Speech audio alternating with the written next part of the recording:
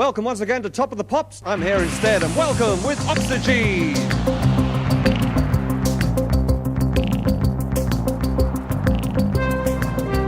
Ho ho, Harvey Weinstein. It's been a busy few months for the film industry, Hollywood and the world over, since last we recorded. Sarah, do you have thoughts on the current world of film? It's kind of insane, really. We were just so busy catching up with it that we just didn't have time for any podcasts. Or indeed politics. Yes, or anything at all. So, yeah, we're very lazy people. This is true. Yeah. I suppose slightly more truthfully, I feel like films, it does feel like a lot of what's going on is very pertinent.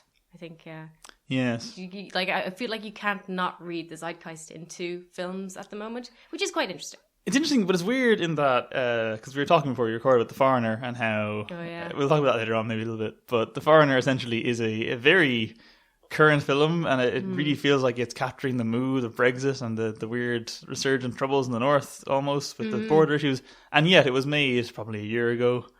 Probably before Brexit even happened, and it's mad that it's out now, and that's actually something later on I want to mention in Battle of the Sexes. It is weird that these films come out accidentally really politically pertinent, even though they couldn't have known these things. It is strange. But yes, Hollywood has been busy making a mess, and I'm dying for the Oscars this year. It's going to be very interesting. Like, they can't joke with anything. Everyone's off the list presumably for the invites. What can they do? I was thinking in particular for Baby Driver that I wasn't a huge fan. I don't think either of us were, but at the same time I think it probably does deserve a nod for editing and for there's things that it did really well. I assume it's not going to get anything at all, which is kind of...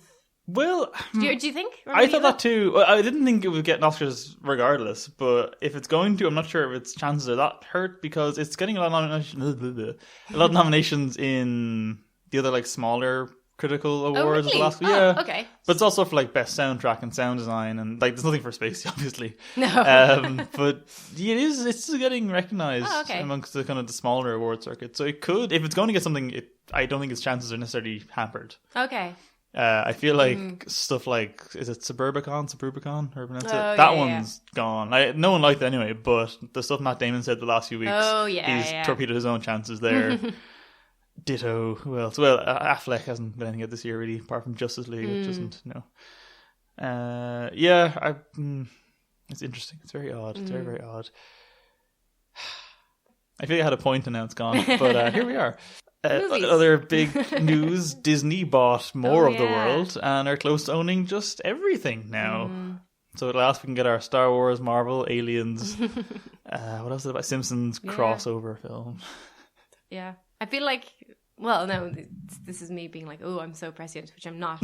But I remember joking there that soon it will be, like every movie, the running time will just be introducing new characters and then the end, bye. And then the next movie you go to will just be a continuation of that, bringing in more characters and never actually any time for any plot. But it kind of feels like that is maybe what's going to happen. I feel like it's already happening / has happened a bit. But I think Marvel will probably be the biggest offender of that in many ways. But I think they're kind of getting out of that now as well, because a lot of the middle movies felt like that, whereas those holding patterns, well, here's new people, here's more setup. But now they're like, no, these aren't doing as well, so let's give them to weird directors like Taika Waititi and just let them do their own thing. And it's loosely connected, but it doesn't feel like it's a crutch for the next film to sit on. True, though the next film does look like it will just be, well, if the trailers are anything to go from, it is just a very good trailer, but yes. Look, here's more people that you know. All the people you know, together at last. It's essentially that movie, yes. Okay, so I guess that's enough lip service to news. There we go. I'm sure there's plenty more politics talk and gender stuff to discuss within films. So reviews first, because it's the end of the year, so it's a different structure. Reviews first, and then we'll do our top 10s in no particular order, because numbers are for sad people. Reviews. Sarah, start us off with a nice little Irish film, why don't you? That sounded very patronising. It's a little Irish film. I've forgotten the name of it, but you told me a minute ago. There's several, so... Okay. Well, there was one you were saying for your top 10, and then there's another one, which is also... which is also like really close. I think, this one is ItTolls for Thee. Yeah, this is a documentary on Mary Elms, who was a woman who saved like hundreds of children during World War II. She traveled to Spain to Rivesaltes, which was a concentration camp, ferried hundreds of children out of the camps and hid them in very remote villages in the Pyrenees. It's really, really harrowing. But also, I mean, it's just one of those films that is very, very inspiring, because see what one person could do. Like she was at one stage arrested by the Gestapo, and when she got out, just went back to it. Yeah, so she was just incredibly brave, incredibly inspiring. The amazing thing about this is that she was pretty much unknown until the last couple of years, when she got what's it called? It's like the Israel medal, basically, to recognize non-Jewish people who do like really brave work. And yeah, like she basically didn't want any recognition at all during her life. So is now being recognized, even though she's, I mean, essentially like Oscar Schindler or any other individual like this. So it's directed by an Irish man, Andrew Gallimore. Yeah, it just great documentary. I definitely recommend it. Cool. Is it still playing, or is it gone? What do you think? No, I think it was out for, what was it out for? It was out for the Irish Documentary Film Festival. Right. So no, I don't think it's gotten a general release, unfortunately. But actually, it seems to have been shown around some universities and stuff. So hopefully it'll get more interest. Maybe we'll could show up online, maybe on Netflix. Yeah, exactly. And definitely, I mean, if it's on DVD, I definitely get it now, because it's just a really important story. What was the name again? ItTolls for Thee. Okay, I'm going to go for that one. It does sound quite good. From one woman battling oppression to another, Battle of the Sexes came out. This is Emma Stone's Oscar. Please give me an Oscar for this year. A more worthy performance, I feel, than what she won one for last. She won for La La Land last year, didn't she? Oh, she did. I think she did. That's that weird. was bizarre and unnecessary and not called for. But this is a more worthy performance. So this is the story of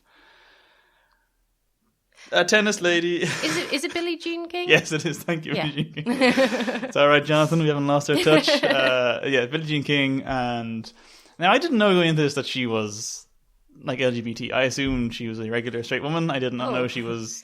Is she identifying as gay or bi? I'm not sure. Bi, I presume.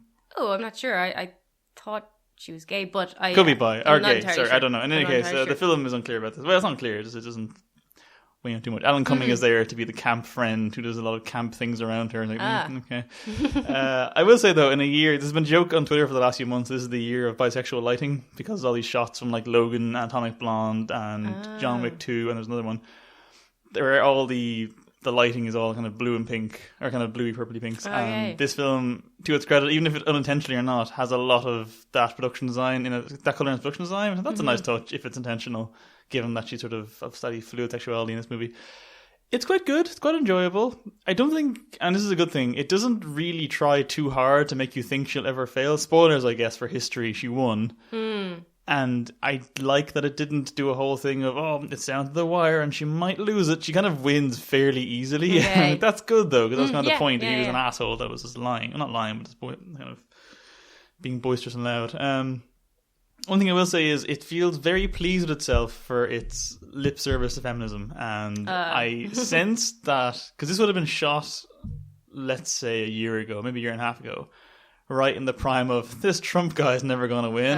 Hillary's going to win. We're going to get our first female president. And I keep thinking about, like, if this came out after she won, like, what a nice little victory lap for feminism would look like. Because Carell's character is a very easy Trump analogy, and she's a very easy Hillary analogy. But history going the way it did, it now looks horribly naive and just quaint, like, oh god, like, this is not the future we live in. Like, it feels like an optimistic film for a different timeline, and it's just odd, but it is enjoyable. It's funny. Carell is good fun. Stone is large and recognizable. Sarah Silverman is very good in it. There's an actress who I was convinced was Charlize Theron, who actually turned out not to be Charlize Theron, playing, is it Marjorie Court?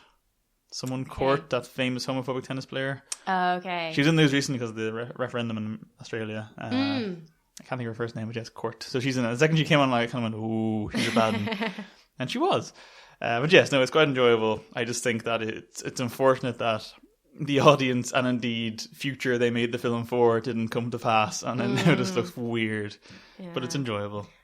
Yeah, I suppose actually just saying that, like, tennis is the sport that for misogynists, quite frankly, to go to, because go on. because there is parity in the big tournaments. So like in Wimbledon and every Open, like men and women get the same prize money. And this is why, I mean, I don't know if you've come across this. This really annoys me. The amount of time some men spend giving out about the fact that women get the same amount of prize money, but they don't spend as much time on the court. Because, yeah, I know, it's a load of rubbish. And in fact, it's only for some competitions. Because in Wimbledon, women are only allowed to play to 3 sets, whereas men play to 5. Oh. But a lot of the time, mostly it's just 3 sets for everyone. Wimbledon was set up before they believed women were like capable of X, Y, and Z. So, this is why. Anyway, I know I'm just going on a big rant right now about tennis. This is good. But because there is this, basically it's the one sport where there's some sort of gender parity has been achieved. It really, gets up the noses of people who hate women. So I feel like, if you're going to make a film about feminism in tennis, it kind of needs to like really stick it to them. It kind of sounds like it doesn't maybe enough. I don't think it does, and that's not necessarily a bad thing, because it's still a nice, enjoyable bit of not easy win, but like it's a nice little comfort blanket of feminism. That it's nice, and actually the whole plot is about her complaining that there isn't parity of prize money, and that's how it all starts off. And then they like disband from the whatever the official tennis union is in America. That's not the right set of words. And then form their own one, tennis league. So that's all covered in it. Okay, that's interesting. I do just think the Hillary thing must have been on their minds. That's really what it reads like. It sounds like it. But it's enjoyable. I didn't actually know that was still a massive problem with tennis to this day. So good job, movie, and not really addressing that at all. Well, yeah. No, I'll have to check it out. It's interesting because there's quite a few tennis movies out this year as well. Are there? What else coming out? There was John McEnroe and is Bjorn Borg. That sounds like the rough correction syllables. There's a film, Shia LaBeouf film. Yes, you're right. Sorry, I forgot that. So didn't see it. Not going to see it. I would have seen it, except for I just didn't get to it. But I'm looking forward to seeing tennis films now for the next while. Well, you're clearly quite invested in the whole thing and know much about it, so go forth and rant. Will we do Death of Stalin next, I suppose? Yes. Let me just find my notes. Sarah, start us off on Death of Stalin. Yeah. So it's pretty much very close to what actually happened, right? Like when Stalin... I don't know. Okay, this is a little bit of reading I did. Very good. Excellent research. We love this on that podcast. Which is basically, they were saying, I think it was the Guardian article.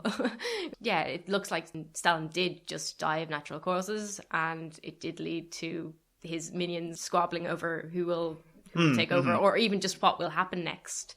They kind of took something that wasn't necessarily that not historical. Obviously, it happened, but like not necessarily a deep historical spectacle, and they I guess this is what Armando Iannucci, is that his name? How do you say it? Yes, that is how you say his name. Armando? Yes. Iannucci. Yeah, it's names are hard. Okay, well, even the names we know are hard to say out loud. Yes. This is why we don't try, people. But that it was basically, let's take this thing that kind of shouldn't really be a spectacle and make it a farce out of it. Yeah, which is a cool idea.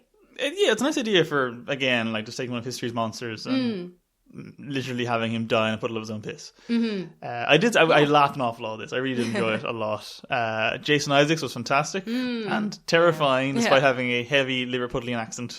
The accents generally are very weird. I kind of got used to it after a while, but it was I know why they did it, but it was very jarring at first that they're all in Russian, and then why did they do it? Well, in my head, I assumed, but I haven't confirmed this, but I assumed it was because if they all had Russian accents, it would look like some weird carry-on thing, and also. I didn't check this, but I'm guessing the accents they did on some level may have corresponded to the accents people had in terms of, like, he was from Liverpool, so maybe there's the equivalent of Liverpool in the USSR, like maybe that's where he was from, so like it's sort of giving you the class background and actually doing the class background or something. That was my guess, at least. Although what Buscemi's doing in that case, I have no idea. Yeah, no, this kind of breaks down at some point. But no, it is interesting because I genuinely, it took me probably first 5-10 minutes to figure out that we weren't in Britain in 1950. I knew we weren't, but I didn't know who was playing Stalin at first. Like, is that Stalin, or is that meant to be a guy just doing a weird Bob Hoskins impression? Like, what's happening? Oh, that was Stalin. He's dead. All right, fine. It was... And again, given that it was based on real history, and that was quite a dark time in history, it didn't shy away from being incredibly bleak and horrifying and disturbing, but also funny. Completely. No, I thought it was just, like, I couldn't get over the fact that we're laughing, but there's also just people genocide being happening, like... Yeah.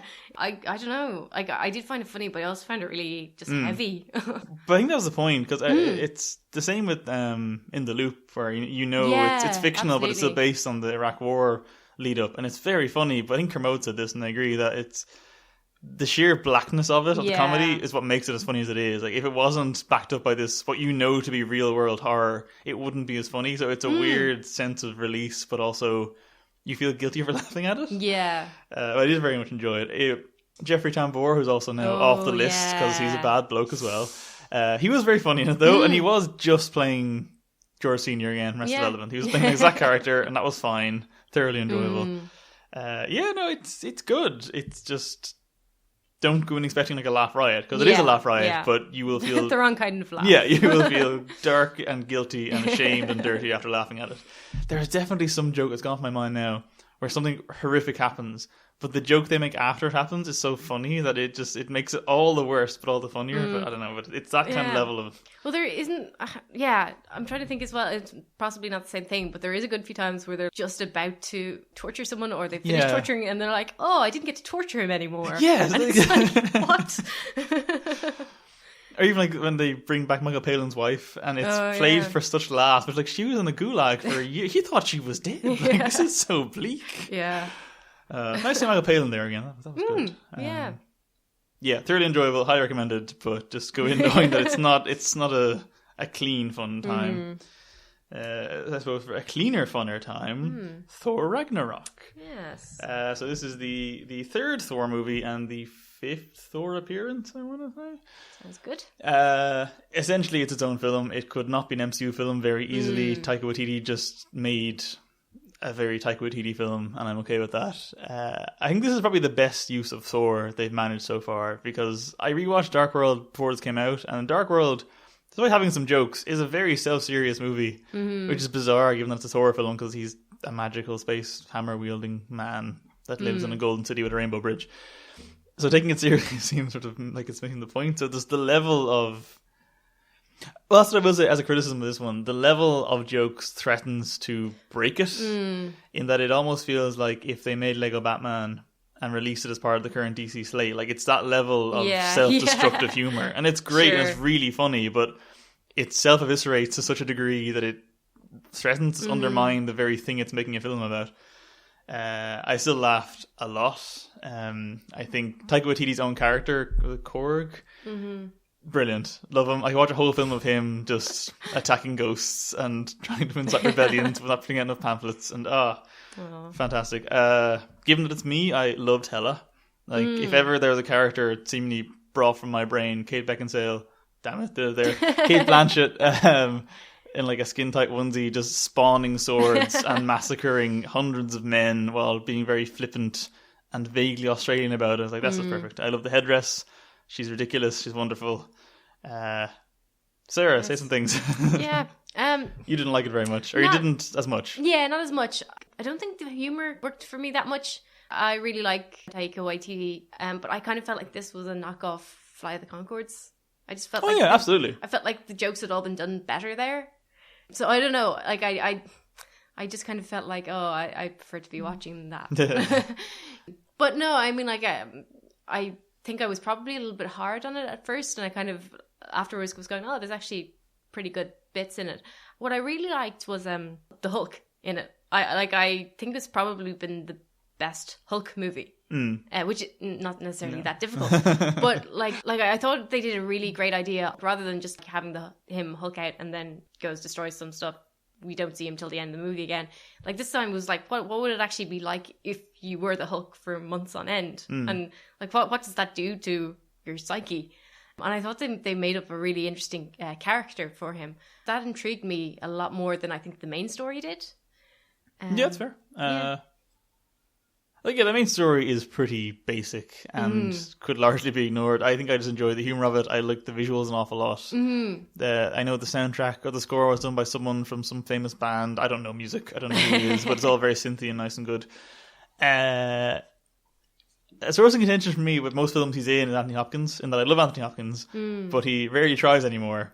And this one is a clear example of he was quite game at first, and then they had to reshoot some stuff, at which point he just walked in and just did not emote for an entire day on set. Because you look at the initial trailers and behind the scenes stuff, he was supposed to be in New York as some kind of weird hobo, and that was all shot, and there's some great behind the scenes footage of him just looking like having a great time. That's gone. And now he's just standing in a field in Norway looking very sad until he becomes dust. But the first scene he shows up when it's meant to be Loki playing Odin, I thought he was very animated and a lot of fun. It was good seeing him there. Hiddleston, I've kind of soured a bit on, I think. His shtick is getting a bit old, and he's starting to look quite old, to the point of him looking a lot like Tommy Wiseau in certain scenes, and it was disturbing. I saw a great comment on, I think it was on Twitter, it was saying, it's like, Loki is just genocidal and yet everyone forgives him and lets them come on his journeys. If that's not an example of white privilege, I don't know what is. It's very true. It's very true. To be fair, actually, I think one of the reasons that I was soured off the main story was because this whole thing about, I suppose, can we do spoilers? Oh, sorry, yeah, spoilers for everything. Just spoilers for absolutely everything. Spoilers for especially all. Star Wars, we have to especially Star Wars. But you see, the thing with their long lost sister suddenly popping up really reminded me way too much of that terrible episode of Sherlock. Oh God! Like too much. Oh, I hadn't even thought about that. That's actually a very good. Oh, yeah. So yeah, I think that was what kind of got me off to a bum note at the start. That's very fair. Because Cumberbatch is right there in the previous scene too. He was needless. He did not need to be in this film at all. That was such a weird cameo. Yeah, and actually it did give the movie an annoying thing of let's go from character to character rather than actually proper character progression. But it didn't even have that thing that you were complaining about a minute ago, whereby I felt like it was just setting up character for later films. Like he just showed up for a scene and then was gone again. There was no need for him to be there at all. Like it was a funny joke of Thor falling down some stairs, but that was it. Like that wasn't worth the overall scene having to deal with his weird accent for 5 minutes. Yeah. Like I don't mind Cumberbatch in that role, but it does. Every time you hear it at first, like, oh, that accent just sounds so weird from his face. I don't like it. True. Did you read the various interpretations of this film as the whole kind of post-empire, post-colonialism thing? Yeah, I came across some stuff. They're pretty good. Like, I think it's definitely in there intentionally. It is very backgrounded, which I don't necessarily mind. I think if they try to bring it too foregroundy, it might get a bit Zack Snydery and sort of up itself. True. I think it's nicely unpretentious that there is this very coherent through line about colonialism in there, but it's very hidden. Yeah. And even stuff like I know Taika Waititi is very much about championing like Aboriginal rights and stuff, and there's little things like all of the ships are named after Australian cars, and the colour of the ship they escape on is the Aboriginal flag colours and something. So there's all the kind of stuff like that, which is cool.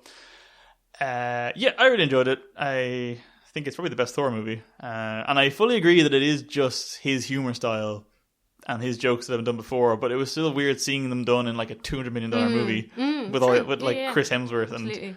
And the joke I always come back to, which I kind of saw coming but still laughed at anyway, was when Ruffalo goes, okay, I'll be the hero, I'll be the Hulk, just jumps out of that ship and just like breaks his neck on the bridge, and it's just, the music just stops dead, everyone's quiet, it's like he's dead, he's dead. It's great. I really liked Mark Ruffalo as well, because they nearly did the thing of like making him slightly more unhinged and made the Hulk slightly more rational. Yes, no, they did. Yeah, I really liked that. And I guess that was part of why I think it was a good Hulk movie, because they're finally like, hey, we can actually do things with this really interesting dynamic. Mark Ruffalo is actually brilliant. I really hope he gets to do more. Like, he's very good at comedy. He does really apparently a lot of the movie was improv, and I think his stuff especially looks. Oh yeah, like, there was a script, but allegedly like a good 50% of that film at least was improv, which I think does show when you just look at the kind of jokes they're making, and especially Hemsworth and Ruffalo. Those scenes feel very improv-y, I think. But yeah, no, I do enjoy Ruffalo a lot when he gets given a chance to sort of go nuts with it. Yeah. So from one film not starring Tommy Wiseau to another film not starring Tommy Wiseau, Disaster Artist. This, spoiler warning, will not be on either of our top 10s. I think I enjoyed it a bit more than you did, but I know you did not have good thoughts with this one, Sarah. So take us away with some trademark hate. Yeah, I wish I did hate it more now. Because I see, the thing is, it was fun. I did have a lot of fun watching this, but I also hated that I was having fun because, like, it's not a good movie at all. It's funny. What I don't understand is, it's obviously ridiculous hagiography. Yeah. It literally sets up with talking heads from actors and directors being like, oh, this is the unprecedented. No one's ever done anything of this ambition before. And it's like, no, actually they have. It's actually quite a small, self-contained movie. It's not... That annoyed me a lot. The talking heads thing... Sorry, I'll stop you a second to top of that. Let's just go point by point. I fully agree. That was really weird. And I think if you went into that movie not knowing what The Room was, you'd think it was some great masterpiece the way they're talking about it. Because they're sort of talking about it in the sense of, no one's done this before. Like, no one's failed this badly. But they don't sound like that about it. They're talking about it as if it actually is a good thing. It's very odd. And again, that's also not true because many directors have failed this badly. It's just they haven't all got cult statuses. Like, there's a lot of people that were just horrible monsters on set and made terrible films anyway. Yeah, and so it was a very weird opening gambit to go with. I fully agree. It was very odd. Yeah. I didn't know if that was meant to be part of the joke or not. Like, were they scripted? Like, when J.J. Abrams shows, we're like, come on, this has to be put on. This can't be like a real thing you did. Yeah, this is part of the joke, right? But it's never clear if it is or not. No, so, anyway, sorry, continue. But well, I mean, what annoys me is like they're talking about how just amazingly magical and never before this movie is. But the thing is that the Disaster Artist is such just generic. There is nothing ambitious. There's nothing. It's just a very tidy, quite tidy-ish, boring, like buddy comedy. That's kind of it. Like, isn't it's like if you're trying to make something that's supposedly celebrating this like powerhouse, why don't you do something original and exciting with the structure of the movie that you're making? I don't understand. Yeah, that's the thing, because people are comparing it to Ed Wood. Have you seen Ed Wood? No, I wish I had. The Tim Burton one? Like, it's probably Tim Burton's best film. Okay. And it's great, because that's about, obviously, the making of Plan 9 from Outer Space, which is the most famous bad film of all time. And it's a very...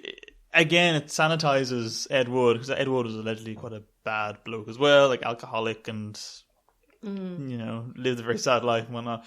But the film makes him look like this kind of weird, wide-eyed optimist, and it's very fun, and that film is... Like, I didn't know who Ed Wood was before I watched it years ago, and it's still a really enjoyable movie, and it's very... It feels very complete, like everyone kind of has little arcs in it, and it's a lot happens, and it ends at a point of him going like, oh, we did it, we're going to be famous, and then the title card ends like, he died a penniless alcoholic 10 years later. So it doesn't try to sanitize it too much, but it also tells a complete and satisfying, well-structured, interesting, fun story. Disaster Artist, like you're saying, it's not that. It is just a very basic, bare-bones kind of movie that if it didn't have The Room... Like, if it didn't have those huge chunks where it's just remaking scenes from The Room, it wouldn't have really anything as a centerpiece. Like, even when you get to the end, the credits, where it just shows the side-by-sides, like, that was probably the best bit in it. It was. And that's really shit. Like, that's just seeing A-listers do a pantomime of a other movie. Like, it's odd. Yeah. And I just to steal my own joke from Twitter, I feel like it's weirdly pro-Trump in that it's where I have it written down. So it's the end is all about how it's a big celebration of weirdos, and to my mind, it was a man with limitless money who just failed his way upwards despite being a horrible misogynist and utterly incompetent at the field he was trying to get into. And yet making it nonetheless, and people are kind of going, isn't it mad that he got up there? Well done him. Like, that's not the message I want to hear, given last year's election. So that's depressing. Franco, if he gets an Oscar nomination, I wouldn't say it's undeserved. I think it is a very good performance. Yeah, it is. And aside from close-ups, you totally buy it. It's Tommy Wiseau. Yeah. Aside when you can see his face and can see that he isn't some horrifying wizened like Emperor Palpatine looking motherfucker. Like, it's like, okay, that's actually a really good impersonation of him. Yeah. I don't know what else to say about it. Like, I did laugh a lot, but most of those jokes was coming from the fact that Wiseau is such a weird particular character in real life that he's just funny anyway. Yeah, but, that's the thing. What's really frustrating about this movie is I think my favorite moment came from something which is completely stupid and also not true, which makes me more annoyed. Oh no, come on. Which is, you know, that at one point Greg wants to go off and make a scene of Malcolm, or an episode of Malcolm in the Middle. Well, that didn't happen. Okay. Oh, I heard that as that was true. Bryan Cranston was literally just asked, "Hey, could you come and be in our movie and say these lines?" Like, so he apparently did have some sort of side project he wanted to be involved in. It was not Malcolm in the Middle. When I found that out, I was so annoyed. That is really, because I had definitely heard that one bit was true. So that's not true. God damn it. Okay. But here's the thing. I think the line that I love the most from the movie is Tommy Wiseau, James Franco, saying, "Oh no, forget about little Malcolm." It's like little Malcolm. I love that so much. It's something funny, but it's made on just a giant pile of falsehoods. Most movies are giant piles of falsehoods. Yeah, but this is supposed to be... I know Star Wars says a lot of time gets far away, but it didn't actually happen. Yeah. No, I know what you're saying. I know I was overly annoyed about that, but I was really I was quite excited. That is annoying. That's very annoying. I didn't know that wasn't true. That's genuinely irritating. I also was looking at that and going, did they just use makeup to age Cranston down, or did they do like the Marvel weird technology where they make his face look really young? Because it did look very convincing, like a mid 90s or late 90s, I suppose. Bryan Cranston. Yeah, that's actually really irritating. I didn't know that. God damn it. Would you recommend to someone that hadn't seen The Room? That's a great question. I really have no idea. Like, I don't know how you'd approach it. Because you'd be so distracted by Franco's performance if you didn't know what Wiseau was like in real life. You'd be like, what is he doing? Like, what is this voice? What is this accent? That's it. But I wonder as well, like, I think as a character, he doesn't really make much... Sorry, I know saying he doesn't make much sense is not a very sensible sentence in and of itself. At the very beginning, when he's doing the Stella thing, he's just balls to the wall. But then later on, is it supposed to just be like, now the camera's on, he's afraid to act? Because it doesn't feel like his character is the same. Yeah, that bugged me too, actually. I forgot at that point. You're right. Yeah, that really annoyed me as well. I was like, why is he afraid to act suddenly? Because the point was that he was this limitless vault of confidence that came from nowhere. And he would scream things. Like, he had the restaurant scene, which I think Shakespeare in the restaurant. Mm-hmm. So yeah, that's a very good point. Why was he camera shy all of a sudden? And... Actually, I think I'm not sure how much to an extent Wiseau was involved with the production of this one, but I know obviously it's based on Greg Sestero. Sestero. I could spell his name, but I couldn't say it out loud. Oh, yeah, you met him. I have met him. Yeah. So Did I he think hit on you? Sestero. No. Because Saoirse met him too, and he hit on her. I was there with Saoirse. Okay, so he obviously liked her. Oh God, what have I done? Anyway, so yeah, I know he obviously wrote the book this is based on and has some kind of production credit or a writing credit or something. And I guess Wiseau would have had to sign off on it. Yeah. See, I'm wondering if they made this film in like 20 years' time when he's presumably dead. I don't know how long he'll live, if he can be killed even. But if they'd made this post his death, they probably could have been a lot more eviscerating with it, and they could have been a lot more honest with it. Like, there's a couple of scenes... And the one that really stuck out to me is the one where they're filming the sex scene with, I forget what the actress's name is. Not the one playing the actress in the movie, the actual actress in real life. Like, I know she played Lisa, but I'm not sure what her name was. But that scene's horrifying, where he's just being massively abusive and really creepy and sort of sexual towards her. And it's just awful and dehumanizing. And he comes across like the monster he allegedly was. Mm-hmm. But that's very quickly skipped over, and... Even like at the premiere at the end, like she's there in the audience, she doesn't seem to just like, oh, that sex scene was so weird. No, he like full on borderline physically abused her in that scene. Like it was awful and horrifying to watch. So I don't know why the film. Like I'm glad they at least paid that lip service, but I almost feel like it would have been better if they hadn't, because the fact that they alluded to it vaguely and then didn't follow through with any kind of comment on how bad he was feels almost worse than if they just entirely skipped over it. Yeah.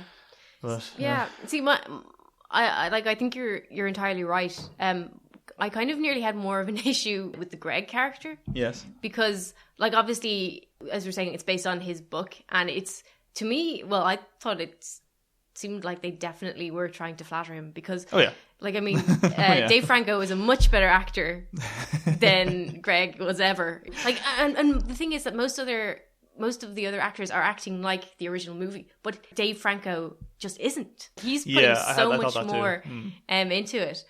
And like, actually, I saw Greg at one of the film screenings. This is probably 3 or 4 years ago now, but someone did ask him a question, which I don't think he answered. Greg's thing is like, he's saying like, oh, I came across this crazy guy and I was like, I have to make a movie with him. It was basically his like nudge, nudge, wink, wink. Like, but the thing is, no, that's not how it happens, because you don't just go to work for someone who is quite clearly maniacal, just for like the experience. Yeah, Greg is not a good actor. No. This is presumably his only chance, and he was probably pretty crazy himself. But even what you're saying there, that makes it sound like they're doing the whole history right thing, whereby now they're going, oh, it was always meant to be a weird, funny film. Like, no, but it wasn't. We all know it wasn't. Yeah, this is it. It does annoy me that, like, in the movie, Greg comes across as like, every man who, like, we all want to be, and it's just like, no, you're obviously a very, very strange individual yourself, and like the fact that you're still trying to skew the vision, the version of events. It's like, oh, I hate the hagiographical nature of the movie. It just like they're weird guys. Yes. Not just admit that. I don't like them winning either. I know it's only this champion of oddballness, but just even that last sequence where you see the premiere and it starts off terrible, and then you kind of feel a bit bad for Tommy, and then it's like, oh no, but they're all laughing and enjoying it. That didn't happen either. Yeah, like no, they're basically going through 10 years of history, like of it kind of failing, getting rediscovered, becoming this weird cult thing, everyone enjoying it then, and then like screaming Tommy's name. Like they're going through a 10-year cycle in 20 seconds. Yeah. It's like, I don't like this either. It's too easy of a win then. Absolutely, narratively. Yeah. So yeah, I would like to see them try this again after he's dead. After they're both dead, maybe. Yeah, I mean, to be honest, I think you're right. They should have just. I think if they just remade the room shot for shot, I think that would have been more. I think that would. That actually could have been interesting. Yeah, interesting, really. Yeah. It brings that whole idea. Remember, like the Gus Van Sant Psycho remake, where it's shot for shot, and everyone hates that. But this is different, I guess, because if you're trying to remake utter shit with a big budget and actual stars, that's more interesting than just making like the most famous film of all time. I actually think now that you've said that would have been a better use of everyone's time and money to just remake The Room shot for shot with James Franco and all the rest of them. No, I mean, at least... It didn't, so there you go. It was alright. Quickly, I want to do Call Me By Your Name, because everyone is raving about this one, and for starters, I'm going to say it's not on any level bad. It is very good. I just felt like a robot watching it, because I was appreciating why it was good without feeling a single emotion for any single frame of it. So it's set in the 80s. It is a burgeoning queer romance between what is in the novel a 17-year-old and a 24-year-old. On screen is a 17-year-old who looks about 12, and Armie Hammer's age is never mentioned, because I don't think anyone could do that with a straight face. It's a 24. Armie Hammer has perpetually looked about 35, and this, I think, is probably the biggest sticking point for me. I've seen so many different people's opinions on this one, and people I know... Actually, a friend of ours said this, that she knows loads of straight people that loved it, and gay people are like, oof. Okay. But I know the other way around. I've seen the other way around happen too, so it's all across the board in this one. For me personally, the age gap was incredibly uncomfortable, because Armie Hammer full on looked like his creepy uncle. And that kid does not look 17...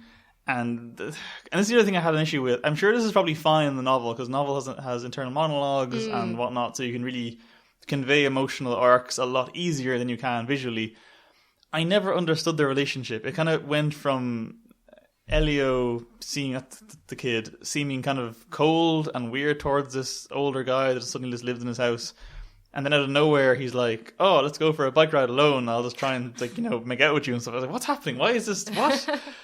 And it sort of felt like grooming, because Hammer's character is sort of the more forceful element in it, and it's later on implied that Elio was into it from the start too, but didn't know how to talk about it or reference it or bring it up, and Hammer was trying to give him an out to sort of let him know he's into it too. But the way it's shot, the way it's framed, it looks really grooming-y, and the cinematography is intentionally voyeuristic. And it's not necessarily meant to be of any one character, but the fact that you have this kid and you're shooting him in this really lecherous way, it's odd, and it really lends into the grooming thing, and the whole film just didn't sit well with me, even though I do think it's really well done and it looks gorgeous and it's well acted and the score is good, and there's like the last sequence, the last scene of the credits is genuinely quite emotionally devastating. I didn't personally feel anything towards it, but I can see why people were crying at it. Like, yeah, this is okay, good. The song choice, I think it is, how do you pronounce that guy's name? Sufjan Stevens? Oh, yeah, Sufjan, I think. Yeah. Young people, cool music. I don't know the musics. That guy, it's one of his songs. It's very good. Yeah, so it is great. It's just, I couldn't get past that, and I would love to see it with the correct age gap on screen. I think it'd be less distracting. It also has one of the worst sequences I've ever seen in a movie this year. We'll talk about it when we get to the top 10. I have a few little subcategories to go with, but there's a scene involving a peach. I will try and describe it later. Maybe it's horrible and gross and disturbing, and it just stops at the right moment before it gets really bad. But it was not a fun viewing experience, that picture scene. Yeah, it's funny. The one kind of thing I've seen some people talk about is the sort of the weird visible age gap between them. But it's funny that the sort of counter argument, which is, Margot Robbie and Leonardo DiCaprio were like, I don't know, it's probably like 15 years between them least, in Wolf of Wall Street. Or, like the age gap between men and women usually in Hollywood or whatever. And it's like, yes, that's bad there too. Finally, you nearly understand. I hate that when people come so close to making the point, but then they make the wrong point and go off the direction. Because that's exactly what Mother was all about. We're like, this is weird. The age gap is wrong. And it's not going to go, no, this is fine. Because like Bond films had that, where it's always the whole point with Spectre was that, they finally cast an actress older than the Bond guy. Yeah. She must be legally dead. This is madness. Like, no, this is fine. Yeah. Monica Bellucci looks amazing. This is a good thing they're doing. Oh no, it's okay. What's her face is here now to be the 20-year-old. Oh yeah. Back to Call Me by Your Name. Okay, so I don't like that the direction makes you complicit in Elio's kind of petrification. It's nice, fine. I mean, this is happening more and more, and I'm glad it is, that there are these kind of gay romance movies coming out where there's no homophobia in it. Like, there's no big plot element or arc where it's like, I gotta beat the bullies, or someone comes home with a bloody eye or something. And also, would have been the year it's set in is kind of immediately pre-AIDS crisis, so it's nice that that's not even really there as a spectre or anything. It's just kind of, it's fine. It's just very wholesome. It's very wholesome aside from the one thing we talked about. Very rose-tinted romancy thing. That's fine. It's good. I will say, and this is a thing I've noticed with a few films, I think the other one I'm thinking of was called The Way He Looks. It's another gay romance about a blind kid. It's very good, but this is a thing that I'm noticing a lot with these movies. I don't know why every gay coming-of-age romance movie has to have a scene where the main character finds someone else's underwear who they fancy and then masturbates to it while sniffing it. And like, if you put that in a movie between a man and a woman, people would ban it. Like, you could not have a sequence in a traditional heterosexual romance movie where the male character finds the girl's underwear, sniffs it and masturbates to it, and you could not then still support that character. You'd be like, this is a weird person, this is bad. That is like the weird pervert kid who got hit in the head when he was a baby or something. Yeah. And yet not every, but a lot of the coming of age gay romance movies seem to have it, and I don't like that trend. It's an odd one. Yeah. And it's really weirdly done in this one. Like, he puts the entire thing over his face and is like breathing it like it's a gas mask. It's odd and it's bad and I don't like it. Okay. Yeah. Anyway, it's a good movie, so watch it or whatever. Right, last review for our top 10s. Yeah. Who is it? Yes. Did you have more? No, I don't think so. Well, is it... What is the movie? I'm so excited. Star Wars. Okay. Do you have more for Star Wars? Well, no, I thought we might look at... Is Blade Runner going to be in your... Yes. Oh, okay, that's fine. So some of the reviews will kind of be us reviewing them in the top 10 purely because we have to do a top 10. Yes. And also we haven't done one of these episodes in a while. So reviews are happening during the top 10. Yay. So, Star Wars. Probably the most hyped film of the year. The most hype for a Star Wars film? No, probably not. Maybe Phantom Menace. Well, even Force Awakens, perhaps. Yeah, no, I'd say Force Awakens was more. Well, just purely going on the like midnight screening wasn't as busy. Really? Okay. Yeah. Like it was still a lot of fun, but there wasn't loads of cameras out. There wasn't prizes being given out and stuff So it didn't have sponsorship, therefore it's a failure. Okay, I see this is going. Comparatively. For those who aren't on Twitter, you should look up Sarah's. I don't know how you'd find it, but Sarah went in costume as.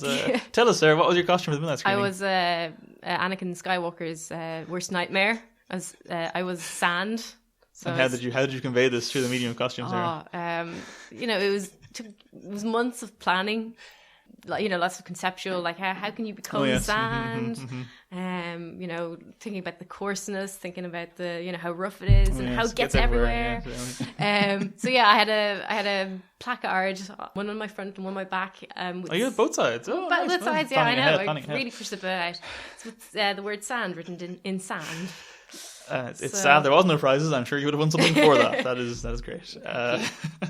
All my friends put in much more work. You'll see them in the photo as well. Look at them. Don't look at me. Who got called out on Twitter by a random person? I know. You did, because you're memorable for wearing a placard saying that. Right, so full spoilers from start to finish, because I don't think you can talk about this film without saying everything that happens in it.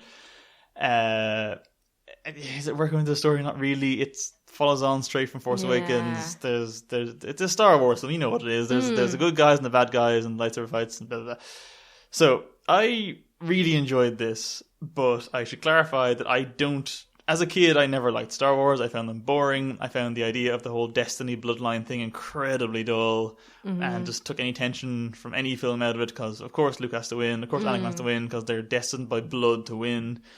This one, the reason I liked it so much is because it basically went no and dismantled the majority of the founding elements of Star Wars.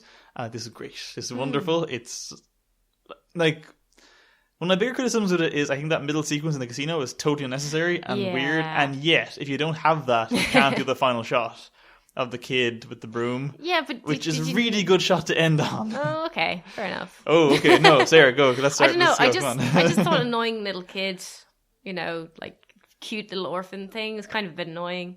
No, I'm sure the kid was perfectly annoying. I didn't register the kid. It was more just the message of what the kid was.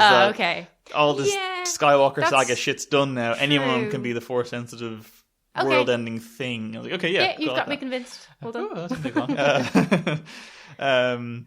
The first hour I was not a big fan of. I think that whole narrative setup of, okay, the ship has to keep flying slightly faster than the other ship while we shoot it with lasers that don't work over distance for reasons, because there's a vacuum of space. They shouldn't really diminish in power, but whatever, it's fine.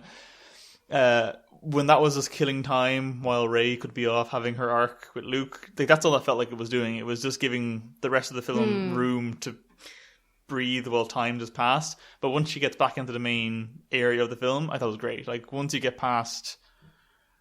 everyone's back in the same section of space and the story just starts moving, it actually is genuinely incredible and visually amazing. And I didn't know where it was going to go, and that's never happened in a Star Wars film before. Yeah. Like when they killed Snoke, I was like, oh wow, okay, that's amazing, well done movie. It was just so callous as well. Like his body just flops. Like, oh right, he's dead. He's very dead.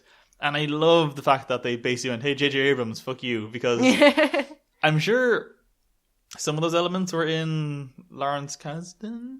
Is that the guy that wrote Force Awakens? I think it is. He wrote Empire as well. I think it's Lawrence Kasdan. Or Karsden, something like that. It's roughly those syllables. I'm sure his script had some of those elements, but it did feel like very much Abrams' fingertips all over Force Awakens, when it was like, okay, who's Rey's parents? Who was Snoke? What happened to Ben Solo? Like, it's all this mystery box shit, which I hate. So this film went, no, Rey's parents are no one. Snoke's is dead. Don't worry about him. And just undid everything. Like, even the first meeting of Luke, like, the last shot of Force Awakens is this big, very pregnant-looking Hamill's face. So, like, what does it mean? Is he happy? Is he sad? Who knows? And then he's like, no, I came here to die. Leave me alone. I want to die. Yeah. Like, all right. So, yes, I loved it, but I understand fully why the backlash has happened. Okay. I think it's sort of very precious of them to be like, this has killed my childhood. Get over yourselves. But I do understand why the maniacs who really love Star Wars are very sad right now. Yeah. And that makes me happy. Sarah. Yeah. I feel like I should preface it as well that I like Star Wars, but yes, I am also I have no loyalty or attachment to it. Like I think I saw the movies for the first time when I was like maybe my mid-teens. So like, Do you know, it's never It's a something. good time to see them though, because you're more objective about it. Yeah, that's it. So I mean, like, I think they're objectively entertaining movies. Like I like the Force Awakens. Honestly, I kind of just prefer to watch them as movies rather than as Star Wars movies. And I think this is the best movie that they've made in a long time. Yeah, I'd probably agree with that. I'm definitely just so happy with how many female characters are in it. I know, like, ridiculously so. Like, I know it's not as good as a movie as it is playing in my mind right now. But like, I'm just so happy that it happened.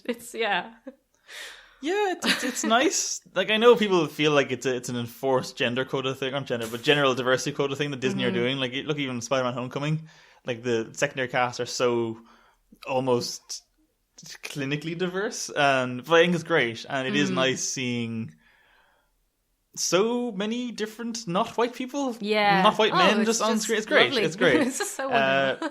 I do agree that it was nice seeing all these women doing things, and I suppose this is probably slightly a fault of the movie itself, because the whole theme of the film is failure. Like, every single character fails their stated goals.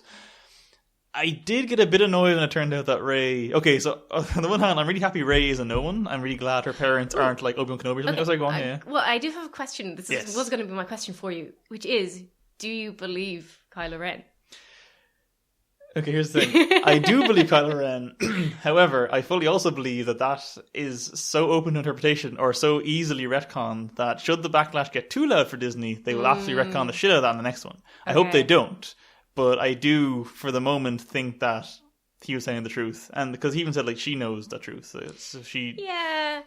Okay. Okay, no, I'm fully agreeing that it's left incredibly vague, and I think that's wholly intentional, because they were like, this could go very sideways on us if we say that she's no one, given that the whole thing about Star Wars, though, is that everyone has to be someone. Like, the prequels started that shit, where everyone had to be related to someone else. Yeah. And I'm so glad they did away with it, but I do fully realise that the second this backlash gets too loud for them, it starts costing them money. Like, I'm curious to see what the final total for this is, because I know the opening again did amazing money, but that doesn't mean anything, because just so did, like, Batman, Superman.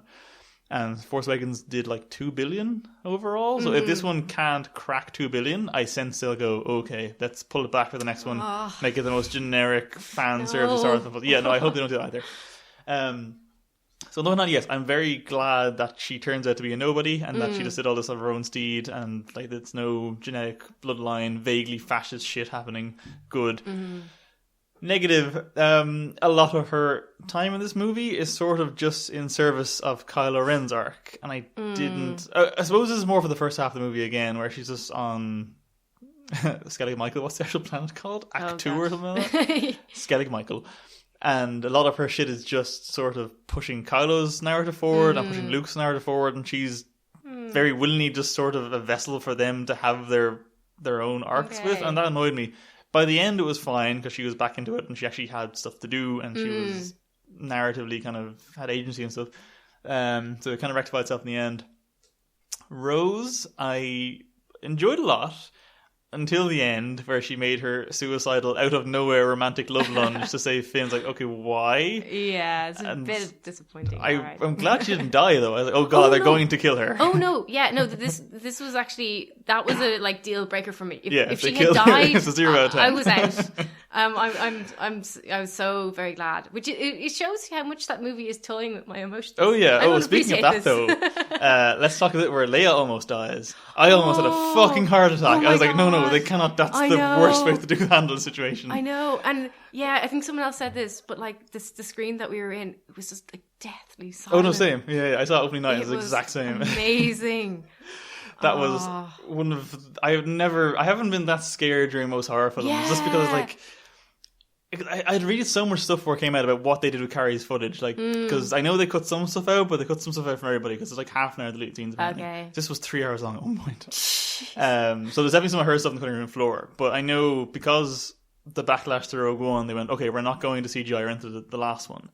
So I was in my head going, okay, will they wrap up her arc in this one then? If they do, she has to die on screen in some way. Yeah. And because when the trailers came out and you see that bit of Kylo targeting the bridge and he doesn't fire, and I was like, oh, that's a good moment because his mother's there, he likes her and stuff. And then their TIE fighters just fire missiles and blow. I was like, oh Jesus, was that a reshoot from the end? are they going to kill her off like this? Holy fuck. But then it goes on for so long of her just dead in space. Like, it doesn't immediately cut to her doing her stupid Superman powers and flying back in. Like, it's all a minute or two before that happens. I was sitting there going, no, you can't do this. I know. Imagine killing her that way. It would have been horrific. In one way, I think she kind of loved it, though. I think Carrie Fisher would have laughed her ass off if that had been how she died in those movies. But yeah, Jesus, like, my heart was in my mouth. I was terrified, but thankfully she didn't die. She was in a coma for most of the movie. But even still, like, she had some good scenes, and I did like what little arc she kind of had in the movie was pretty solid. Like, I'm guessing they're going to have this kill her off screen between the next two. Possibly, yeah. But it actually was really nice, even just the symbolic of, like, passing it on to Laura Dern. Yeah, just, who also then dies. But you're right. Like, I think what they did with her was just, like, absolutely what they needed to do. It was really well done. But I wonder, they must have thought about when she actually died, and they had this whole arc in their head, not arc, but this whole scene in their head where she gets blown into space, and so like, Jesus, can we still do this? Because, like, that would have had no tension for me if she was still alive in real life. The fact that she's dead, like, oh, they could actually end it here and now. This could be how she dies in the movie. Holy shit. So that was horrible. I'm glad that there was basically no C-3PO in it, because I hate him as a character so much. It felt like that was Rian Johnson's intention. Oh, I hope so. On the other hand, though, there was a lot of porgs. Not as much as I worried there would be, and they were largely not that annoying, but they were still kind of annoying. Yeah, there is potential for them to get very annoying. All right. I suppose the first time you see them, though, they're staring at one of their skinned brethren being smoked alive on a spit and crying. I was like, well, this is actually really fucked up, actually, thinking about it. Yeah. And then, the visual of Mark Hamill milking that giant weird land cow, whatever the fuck you call it. Horrible. What annoyed me even more was the little dripping bit of milk on his beard. I wanted to puke. That too. But actually, because the Skelligs are not big enough to support land mammals of that size. But were they sea creatures? Because they were like weird skin or hairless sloths that just, I presume, crawled from the ocean and then demanded to be milked, because it seemed like it was enjoying it. Yeah, it was so weird. And then it seemed like Luke was enjoying horrifying Rey with that fact, because the look he gives her as he drinks that milk and it dribbles down his big gross beard. Yeah. Disturbing stuff. Wasn't a fan. Well, and was it just sort of like a joke about the blue milk from like the first movie? That's what I thought, but it's a different colour milk again, and it's also, I don't know, like, is that his daily routine, that he really aggressively milks this thing and then like looks very sternly towards something? I don't know. And I don't understand how he fishes those fishes either, because he had a big long how does he get the fish up? Yeah.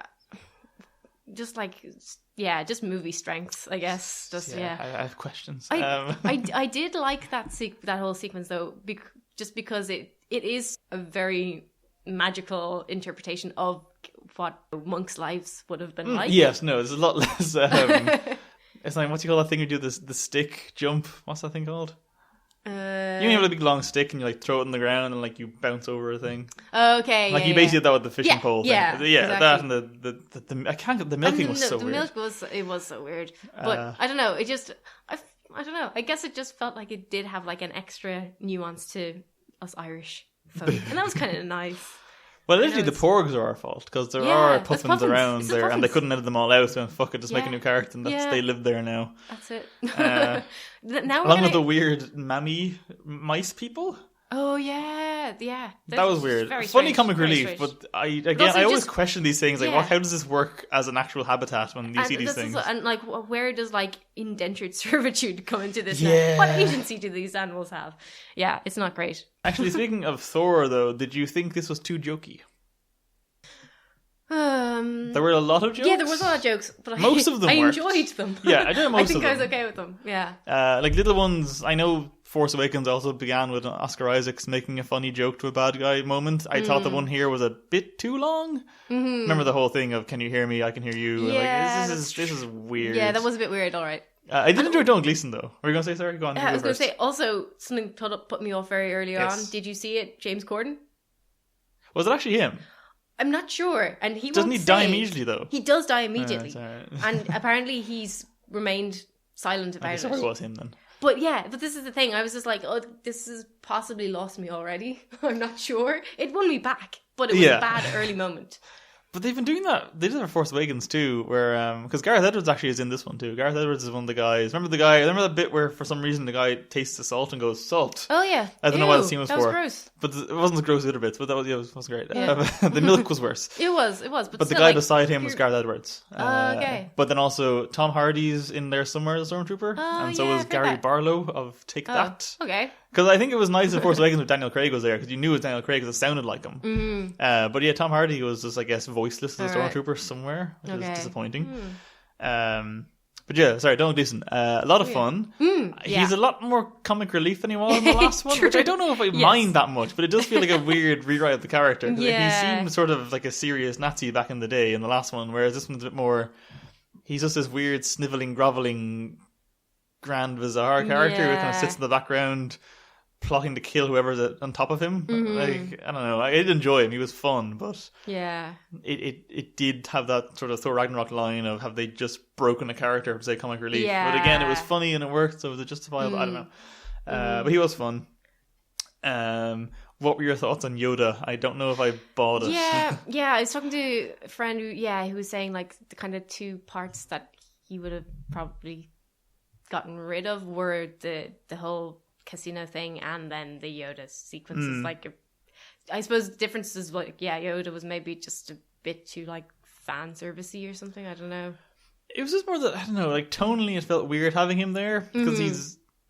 I like that it was a puppet this time and not CGI. I'm glad they actually got like Frank Oz to do the voice and stuff like that. Was all nice, but it just. Well, yeah, I suppose for one thing... It felt like a Muppet being there talking to him during this very important... Well, not very, but somewhat important scene. Yeah, and I guess also... Okay, maybe it was originally a Jedi stronghold, but it's like... It's not like they've gone back to Yoda's home planet or... Like, there's no kind of real reason that he would suddenly turn up there, no, maybe. Force ghosts just do what they want. I mean, I'm sure there's an excellent reason I can't think of for it. Yeah, what were your thoughts on the big fight scene? Like the one between Luke and Kylo, or the one between Rey and Kylo and the Imperial Guards? Okay, so I was thinking of the Imperial Guards one, but both interesting scenes. They are okay. The Praetorian Guards one first, I couldn't have loved it more. For one, just the way they killed Snoke, I just was so nice betting it. And even though like they're still adhering to the rough structure of the original trilogy, so that was the same scene as the Empire, the scene in Return of the Jedi with the Emperor. Whereas it was him trying to tempt Luke. Here was a Snoke trying to tempt Rey. But the fact that he just killed him in the middle of it was great. And then the second they both stood back to back with lightsabers out, I was just like so fucking on board what was about to happen. Okay, because that's the stuff I love in Star Wars. I love the universe, I love the mythology. I just think most of the films are kind of dull. Like I was always bigger into the video games than the movies. So that kind of crap is much more my speed. So I was like, yes, this is amazing. I'm so happy. I was disappointed that Snoke's walls were just carpets or curtains. I assumed it was a big weird like red glass thing. No, just big drapes that set on fire. Yeah, it's such a weird like room. But yeah, that scene was very modern action film. But it wasn't. Like it was. Like it was quite old fashioned in some ways by the way they're fighting. Why do you not like it? Or? No. See, this is my thinking, and I don't know if I'm just off the wall here. I basically think that scene is the like 21st century version of making out in the waves as like symbolism. Like basically, I think that is. Oh, that was a sex scene, you mean? But like, oh right, okay. Because, all right. Because I genuinely feel like that is as close as we're going to get. I mean, I hope so. I hope so too. Adam Driver is a weird looking dude, and I agree with Ray when she was like, "Please put on a shirt. This is making me uncomfortable." I don't like his weird, realistic body. Because like we're so used to seeing like people that are like sculpted in movies. I don't like that either. But it's much weirder seeing someone who's just like naturally quite muscular. But it's just these. He looked weird. I didn't like it. This big wide man with a little stupid emo head on him. It just didn't look good. Yeah. So yeah, okay. If that's a sex scene, interesting. I hadn't thought about that. Have you seen 302? No. Okay, you should watch that just to see the fight sex scene between Ava Green and what's his face, and see how it compares to the Kylo and Rey versus the Praetorian Guards. Okay. I will watch that scene again in a new light. Is all I'm going to say. Right, I had not thought about that at all, but kissing in the waves, right? You should trademark that particular noun. That's very funny and it's great. And I had Jesus Christ. So by extension, were you going to say you had a similar point about the Luke Kylo fight? Well, it sort of is making me... I mean, it was basically calling by your name, but just, with lightsabers now. Yeah, no, it is sort of making me reconsider all lightsaber fights now. Well, I mean, that's like true of every sword fight ever. Like, it's all just swinging dicks. Yeah, is it? So it's probably a bit far. But no, I don't know. I genuinely, I absolutely love the reading of Kylo Ren as toxic masculinity. Basically, I just see that whole thing of him, them basically, yes, getting together, but then him like gaslighting her so much that she actually just goes, yeah, I have to get away from you right now.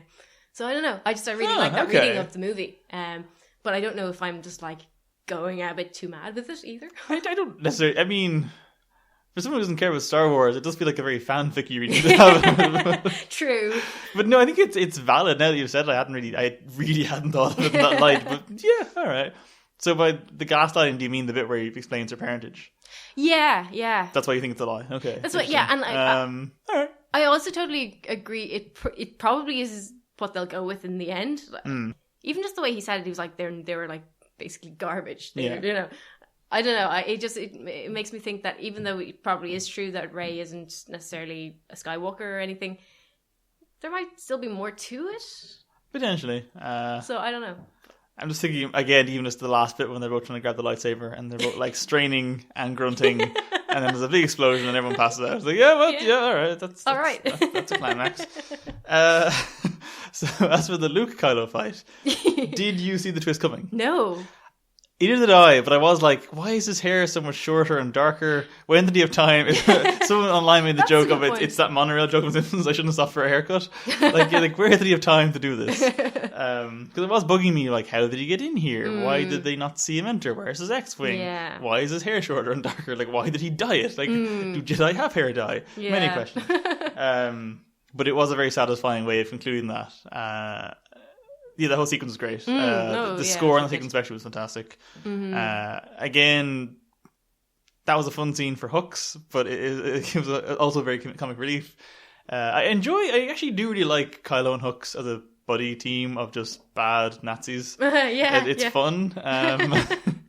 Well, Nazis are like that, This be is happy. I enjoyed that fight an awful lot. Because I think they couldn't have gone the prequel route of having like Luke show up and do all those awful CGI flips a la Christopher Lee or something. That would have been terrible. So having a very traditional, slow lightsaber fight made a lot of sense there. And also the twist of him not actually being there made a lot of sense. Because realistically, Luke would have been killed in a second. Because Kylo isn't that well trained, but he's still younger and would be able to he'd be able to kill an old man very quickly.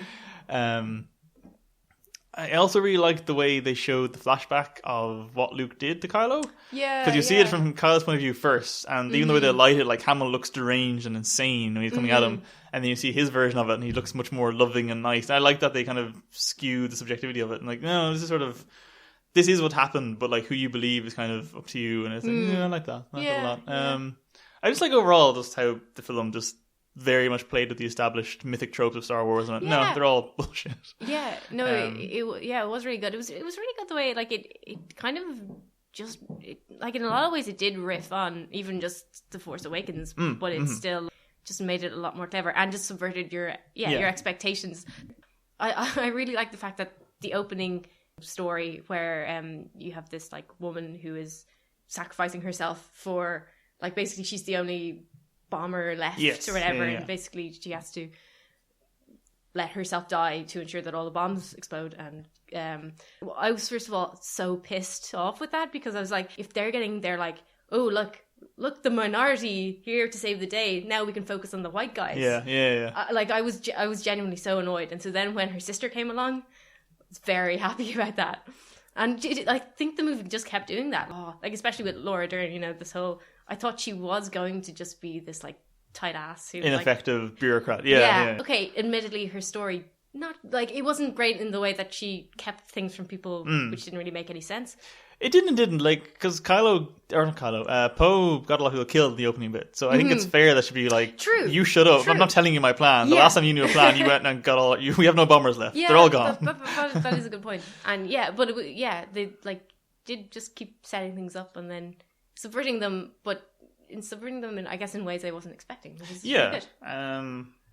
And even to that point, the one other reason I like the casino sequence is kind of set up this sort of third faction almost, and that I went, look, there's this war profiteering on either side. Like this whole war is basically just filling these guys' pockets. Like your little ideological dispute between good and evil is pointless and meaningless because these people are winning either way. It's like I'd have liked more of that, or like a fair explanation of it, but I like that idea that that's being acknowledged in the universe. No, like where do these things come from? Like someone's obviously buying them and selling them. So yes, this is one massive shell game of war profiteering. Like, oh, that's really bleak, but cool. All right. Yeah.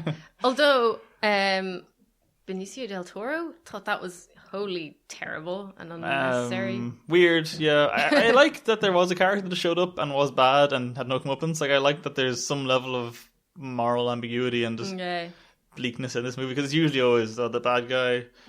Like with Phasma, where she just falls in a hole and dies. Same as Boba Fett did. Like, these guys are bad people, because we told they're bad people, and then they have to die. I like that he just showed up and went, I'll play my own rules and get away scot-free. No comeuppance for me. Like, that was okay. I mean, it annoyed me watching it, but I was like, no, this is just alright. I felt weird having someone of his caliber play that character. Same with Laura Dern, really. Like, why are you here? Yes. But, on the whole, really enjoyed it. Looking forward to seeing it again, especially for that sex scene. It also felt like, unlike every other Star Wars film, it felt like it told a complete story almost. Because I think that last shot of the kid with the broom feels like the ending shot of a trilogy. That's how you end the trilogy in my mind. That's the shot you go with.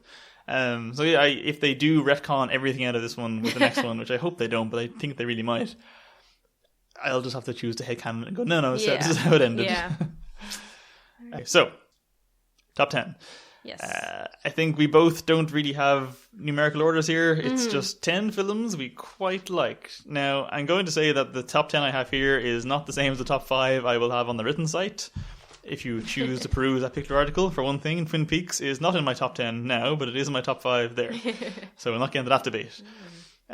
So first up, let's say what we... Oh, sorry, go on, what? So which is canon, which is like the... It's fine. This is the Last Jedi canon version of the list, and then the next list, so the one online is going to be the J.J. Abrams Episode 9 retcon. Excellent.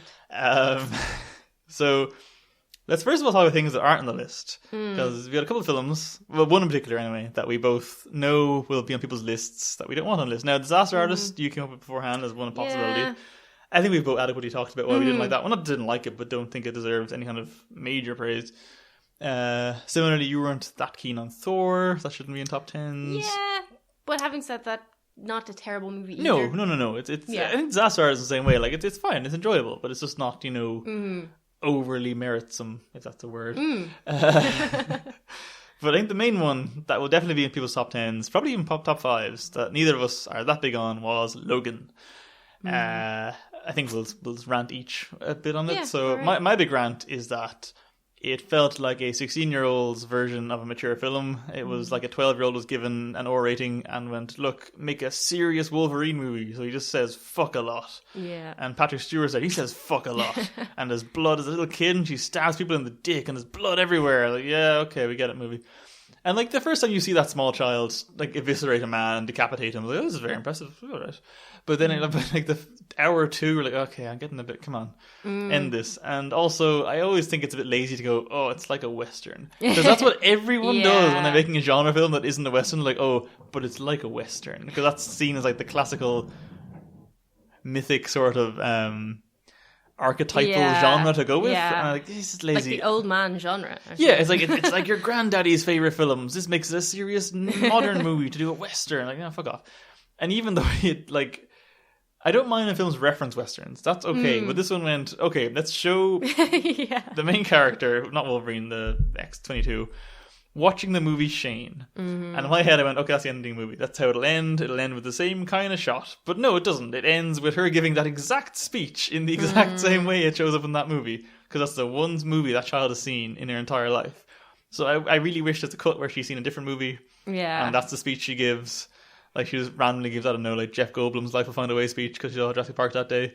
Like, any movie she had seen that day would be the speech she'd give at that funeral. So, yeah, I didn't... It's also too long, and it's so self-important. Yeah. Like, I didn't hate it. Like, it's enjoyable, but if people weren't throwing around Best Picture predictions of it, I'd be like, yeah, this is fine. But the fact that everyone's like, oh, no, it's it's very much the Dark Knight of our time. No, it's not. The Dark Knight's so much more interesting and has so much more subtext than this has.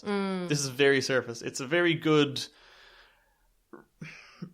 facsimile of Western in a superhero movie, but that's all it is. There is no subtext here. There's no text even. It's just a very basic Wolverine story where he's getting old and sad and has to do the Wolverine thing of, I don't like you kids, but I'll rescue you anyway, which is every Wolverine movie. Yeah.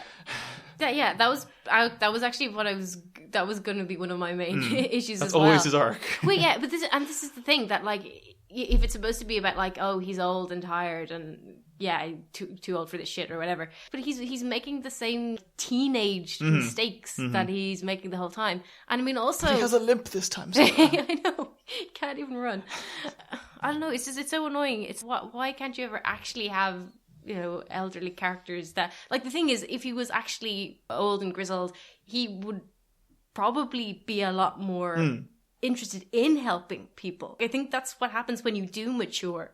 You realize you're not the only person in the world. And I mean, like, that's all that he needs to do. Just grow a bit. But, like, I genuinely don't... grow a pair. Grow a pair.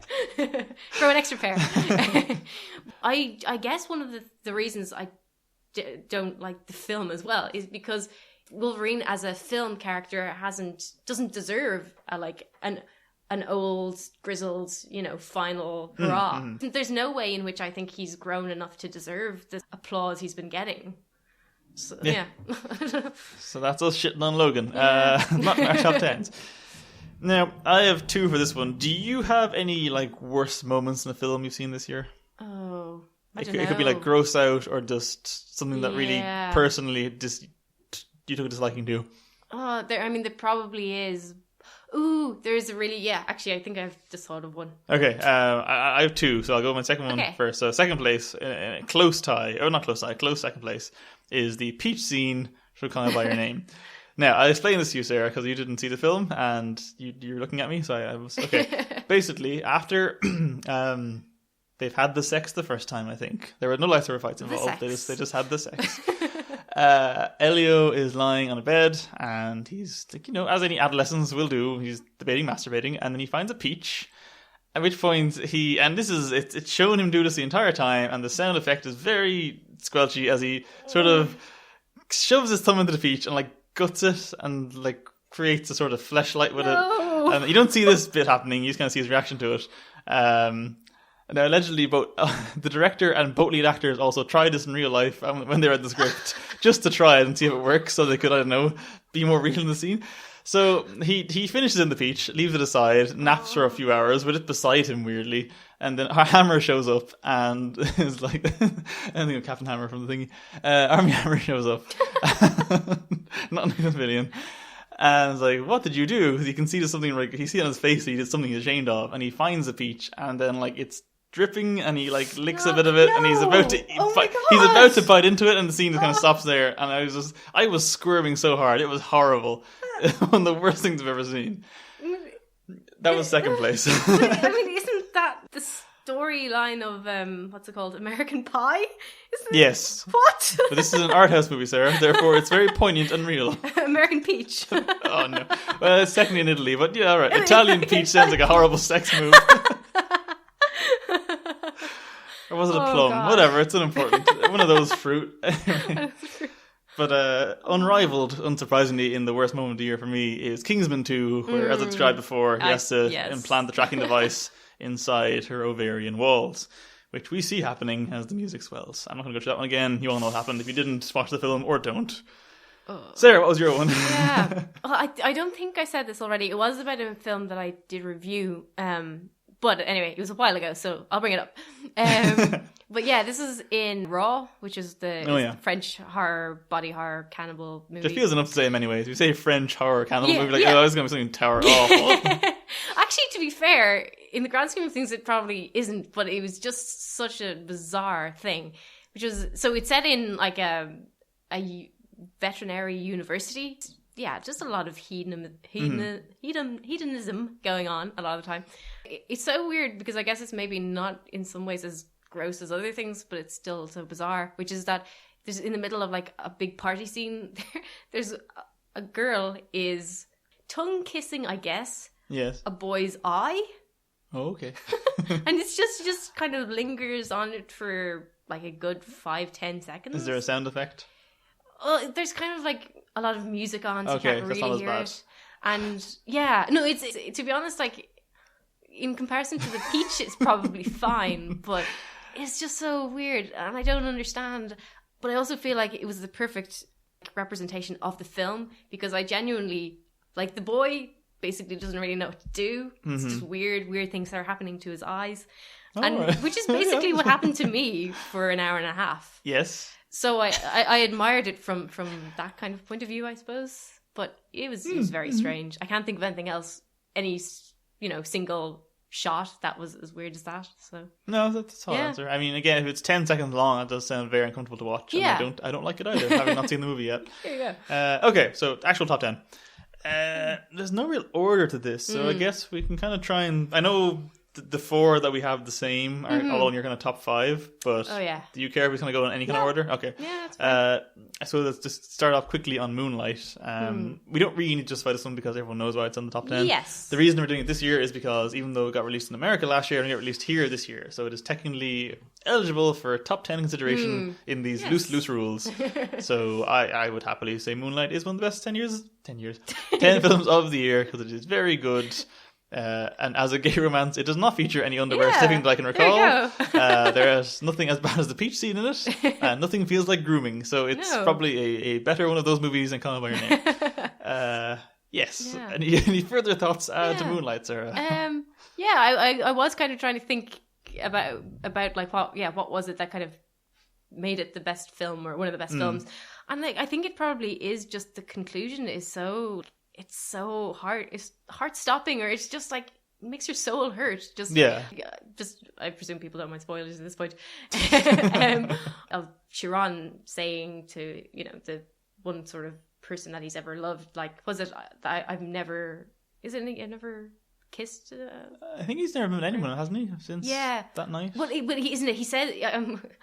Paraphrasing. I haven't seen it in a year, so I'm not I haven't seen it in a while. But like he basically says something like, "I've never been with anyone, or never kissed anyone," or you realize like, holy shit, he's like lived his whole life alone, and just how sad it is, and just for that to be the finish, the final moment is just like, it's devastating. And I mean, it's all such a great movie, but I think that was like one of the best conclusions to any movie. Definitely. And like obviously on top of that, it had great cinematography and score, and Naomi Harris was brilliant, and all the actors actually playing the various ages of that character were great, and very kind of emotional reality to the whole thing. It was very good. Chair in the back, amazing. Chair in the back. Do you remember him like getting back the guy who'd beaten him up in school? Yes. Best, like just amazingly cathartic moment for everyone. Okay, so give me one of the ones that we don't have the same. And give it a quick old spiel. Yeah, what do we not... so actually Tag. Yes. This is a very much a cheat one, because this is actually... it's a Japanese film that was out in 2015, but I'm pretty sure it didn't get released until the Horror Film Festival this October, so I'm taking it. It's funny, I'm kind of nearly a little bit disappointed, because while watching it, I was fully convinced it was going to be my favourite movie of the year. All right. And the ending is just not up there. I kind of nearly, trying to describe it, I'd say it's sort of a cross between, it's sort of Battle Royale. Battle Royale was directed by David Lynch. Ooh. It's really good. I'm very on board. I would definitely recommend it for you, because even just the opening sequence is insane.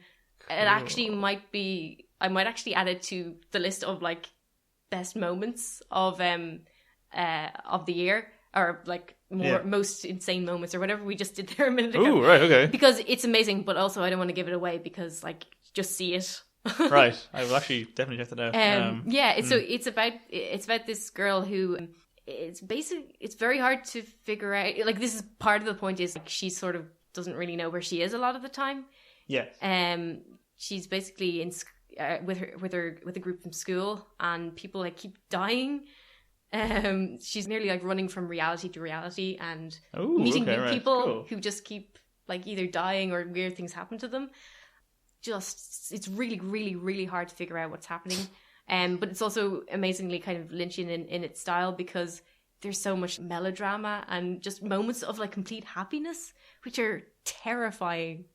Because like she's basically, a moment of complete happiness is terrifying. Yeah, this sounds like a very but here's the thing. After like one sort of montage where she basically all her friends from school they die, she finds herself in this other reality, in another new school, where she befriends these new 3 girls, and they bunk off, and they're having great fun, just becoming friends, and the music is swelling, and it's just like a moment of pure happiness for her, and you're so happy because she just saw loads of people die, so she's finally made new friends, and you're like, they're all gonna die at some moment now. This is the worst thing that's ever gonna happen.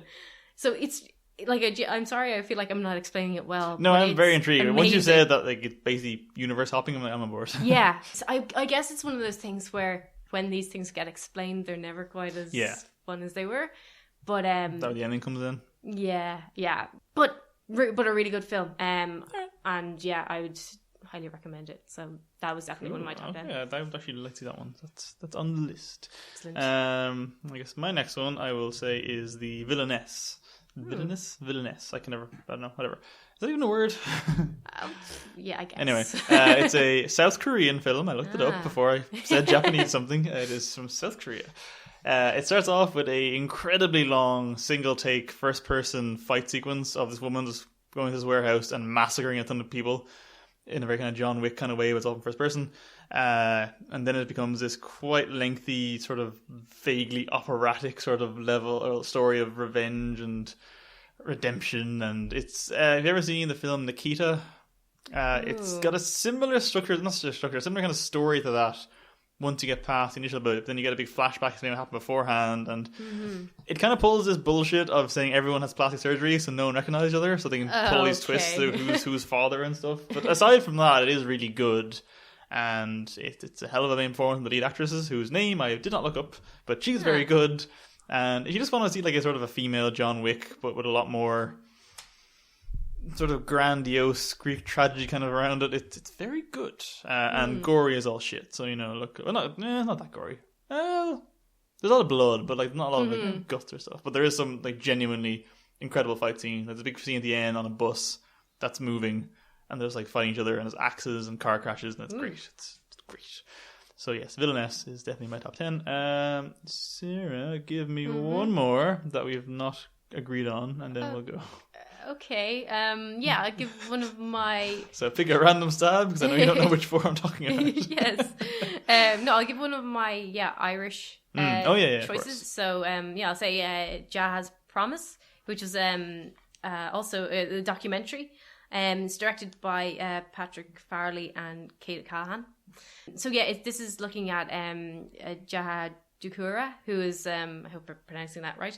She's a Gambian activist who got female genital mutilation banned in Gambia. Okay. Pretty horrific, to be honest, hearing like stories of what's happened to like her and to other women. But ultimately, just it's obviously it's really important because it's showing how that was tackled, which was very much her on the ground talking to people who wouldn't necessarily have much education, or like some of them believe that women have to be circumcised in order to give birth. Just sort of showing realizing the extent of things that need to be done. So it's obviously very important looking at how female genital mutilation was addressed and is now at least formally banned. But it's also just like a really great look at how human activism can be done, hopefully in future.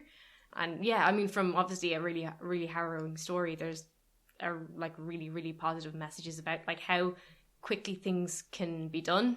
She was talking about how it took about like 10 years for them to stop doing foot binding in China from when they sort of started campaigning. But like this was maybe 3 years or something. It seems like there's possibly a model that can be found, and hopefully if they can go forward using the kind of thing that Dukura is using, it would be really amazing. So another documentary I would definitely recommend for everyone. No, it's good. I like having docs on there because it's sort of they rarely make it on. Like the last time I had a documentary on top 10, it would have been probably Act of Killing, and it's like 4 or 5 years ago. Yeah. Okay, I will quickly do Blade Runner, I guess. Which actually, we can kind of review this one, I suppose, as well. Just quickly because I know we have a lot of these to get through, and we're quite long. I really liked it mainly in just the sheer ambition of it. The fact that someone. And I know why they did. They basically saw Force Awakens box office and went, right, well, we also have an old 80s Harrison Ford franchise, so we can bring him back forward. That'll make $2 billion, right? Yeah. So they spent whatever stupid money on this film. 200 million, 150 million? Visually, genuinely jaw-dropping. Like, I wish I'd seen it 5 times on the biggest screen I could have, because it's not going to look as good on Blu-ray. It just won't. TV can't do it justice. Like, the cinematography by Deakins is great. The overall just production design is incredible. The mood of it, the flow of it, the score. Well, the score's alright. The score's not great. But the production design, all of it, sound design, love it. Story-wise, it's definitely too long as a film. I think Gosling is very good at that one particular thing, so he's well cast. I don't know if that guy has that much range generally, but he's really good at being that one stoic guy with a shady past. And I think Harrison Ford be somewhat animated. Robin Wright, good as well. Robin Wright is great. I love her various minor appearances this year. Wonder Woman, Justice League, this. Going forward, she'll have House of Cards all to herself. Very happy with that. Very happy. I really enjoyed it. I think it is boring in an objective sense of the word, but I still saw it twice in cinemas and I'd see it again. Jared Leto is mercifully barely in it. And what little he is there is a bit weird. Obvious criticisms, yes, it's too long. It shouldn't have been made for that amount of money, for starters. Female characters either don't exist or are very badly treated, and it's a world run by white people, which is weirdly Asian in design, and it's a world based around reproduction and women who are largely not there or treated as disposable vessels if they are there. So I'm not saying the film isn't at its center kind of fucked, but I am saying as an experience of just sheer cinematic spectacle, I did very much like it. But it's in my top 10 and not Sarah's. So Sarah, why is it not in yours? / go ahead and criticize it. I think, what sort of made me uncomfortable about the movie was some of the unintentional messages. Like, the film kind of contradicts itself in that it's sort of like, you know what is humanity? You know, why can't a robot be a human? But the film is also like, ooh, this robot became a human, let's worship them. So, also the fact that the film kind of, I think you even said it there, but it does sort of celebrate the whole thing of like biological, fertile, basically it's sort of connotations about what humanity is, which I think is unfortunate in a time when we're trying to deal with the fact that trans people are also people. So that kind of made me a little bit uncomfortable, I guess, with the movie. No, it's totally fair. But I also don't think it was like intentional. So I think it's one of these weird things that comes with sci-fi. So I mean, I'm still wary trying to give it a pass for ignorance, but I will say, it's not malicious at least. It is just not,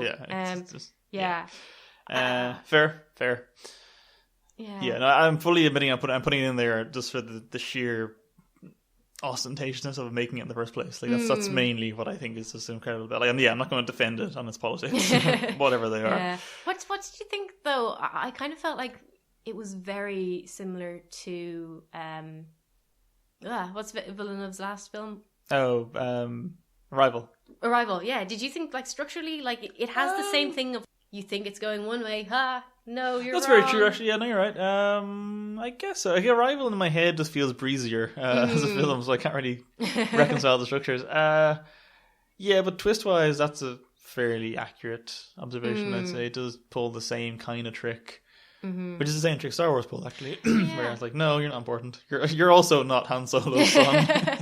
True, yeah. And it's, I was hoping there would be, there was hoping there would be a scene where it turned out that he was Solo's, or Harrison Ford's son, and had to kill him on a bridge. That would be great. That would be brilliant. Harrison Ford gets out every franchise he's currently ever been in by dying on bridges. So come Indy 5, Shia LaBeouf will show up, stab him on a bridge. Off he goes. That would be great. It would. Okay, so moving on to one of our mutual ones, let us go for Detroit. So Detroit was Catherine Bigelow's effort this year. It kind of vanished. It sort of thought it would have more of a push on the Oscar season, but it sort of just... It might still get nominations. It probably should, but They kind of were out of nowhere. I think we both agreed we talked about this probably not the last, maybe 2 episodes ago, 2 or 3. It was just very visceral, uncomfortable viewing. It's also too long. Third act, not necessarily, agreed. But it made me feel bad for being a white person. Also, I have seen a couple of criticisms of like inaccuracies of characters, which I don't think is really, especially if people are still alive and stuff. I don't think it's right to misrepresent people. That's a bad thing. But yeah, I mean, I still do feel like it was such a, not even just a big movie, but like, yeah, it made me feel so many things. Basically, I can't sort of discount it either. I agree. It was just such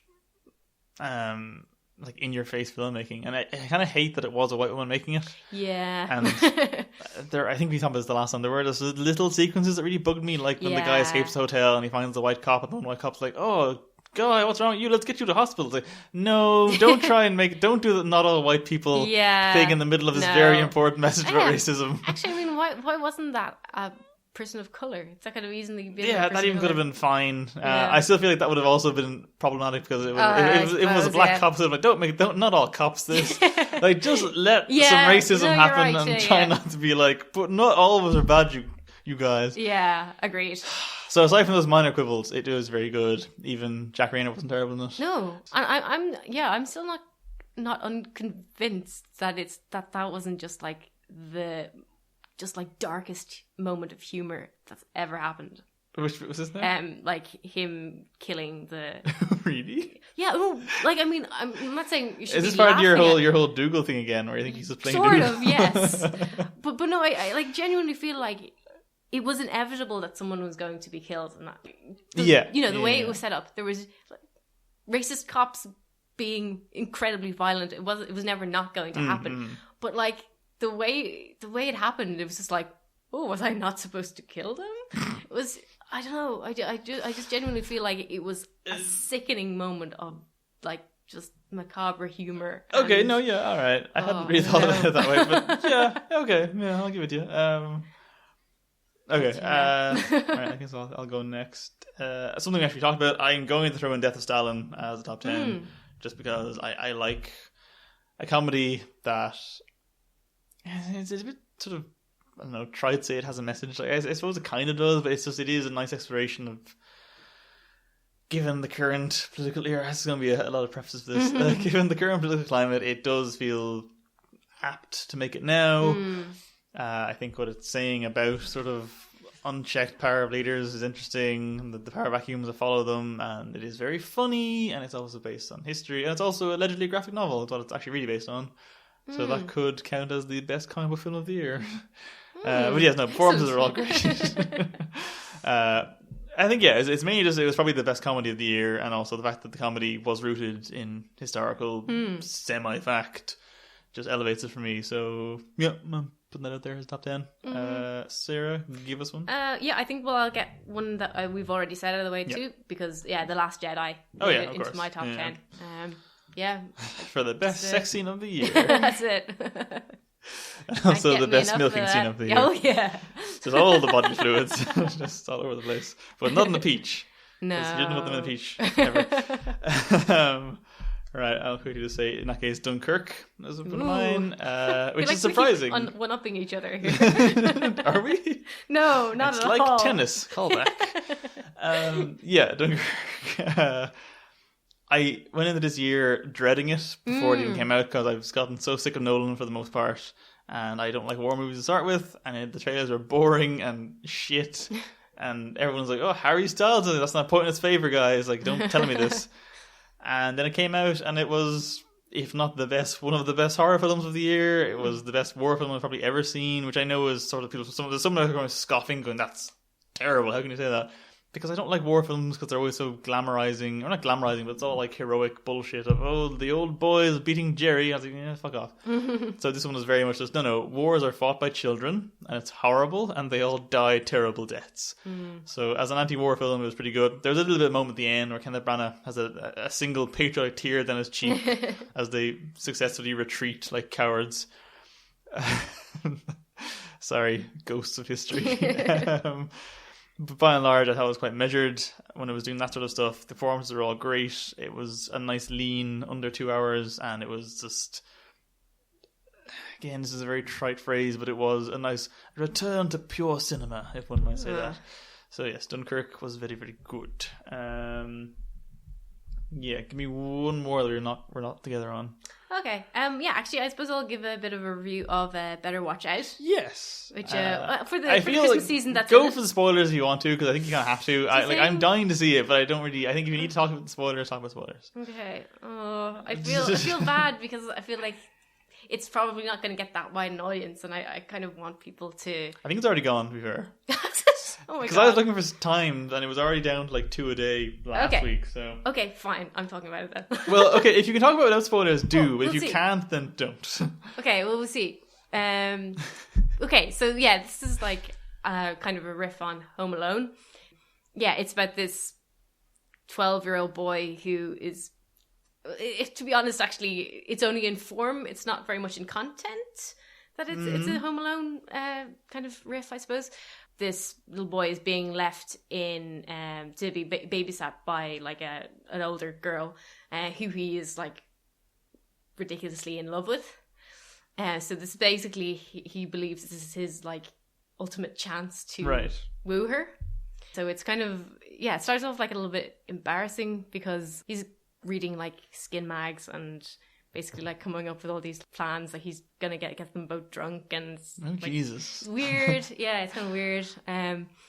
God. Yeah, no, it's our protagonist. Yes, yeah. Yeah, it starts off kind of weird, but like you're kind of like, oh, poor little guy. You know, obviously doesn't really get it.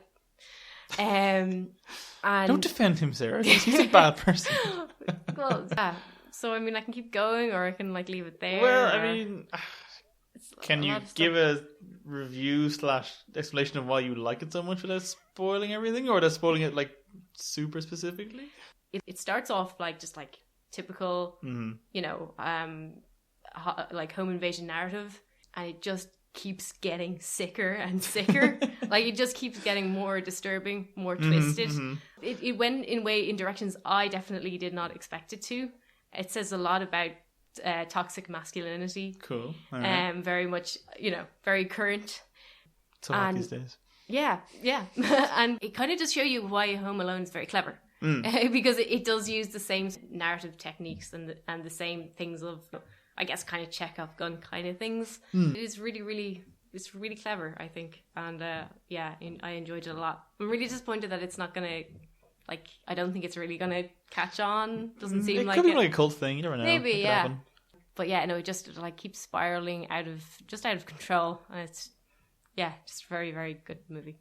I am dying to see it because you know about it a few weeks ago. I was trying to get to it before it vanished, but I think it might still be there, but whatever times is on there, like very hard to get to. But anyway, yes, I am dying to see that one. So that one and Tag are on my list of things to hopefully watch soon. Okay, let me know when you do.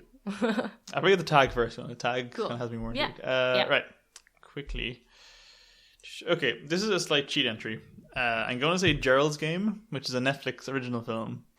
Came out this year. In a year of many Stephen King adaptations, there was like there's Dark Tower, It, 1922, the other one, there's Mr. Mercedes, I think started this year. It's like TV shows and movies. This one is probably the best one. Now, I've not read this novel, but I know a lot of people kind of consider it sort of the Dark Horse best Stephen King book in some ways. Narratively, it's very simplistic. It's one location for the most part. It's a woman handcuffed to a bed for 90 minutes trying to not die. Ooh. Okay. Yeah, because her and her husband go for a weekend of sexy times in their... lightsaber fights. Wink, wink, nudge, nudge, yes. Jesus. So they go for some wink lightsaber fights in a remote thing to get the marriage back on track. So he handcuffs to bed. And then just as he's getting a bit too rough with her, he has a heart attack and dies. Oh, Jesus. So she's handcuffed to a bed and can't get to her phone. And it's like, right, I have this much, like... fluid left me. I have this much like time before I'll die of starvation, dehydration, and there's like a local kind of mangy dog that starts eating the body of the husband and stuff. And it's a lot of it's just kind of her talking to herself. Like there's two of her on screen, like one's like her internal monologue talking to her. But it's as a horror film, it's very effective because there's some genuinely creepy shit later on. And some people, I won't spoil it, some people hated the ending because the ending does a thing whereby it justifies something else earlier on in the movie. And some people didn't like that because they thought it kind of ruined the sense of realism about it. I thought it actually made it creepier, but that's just me.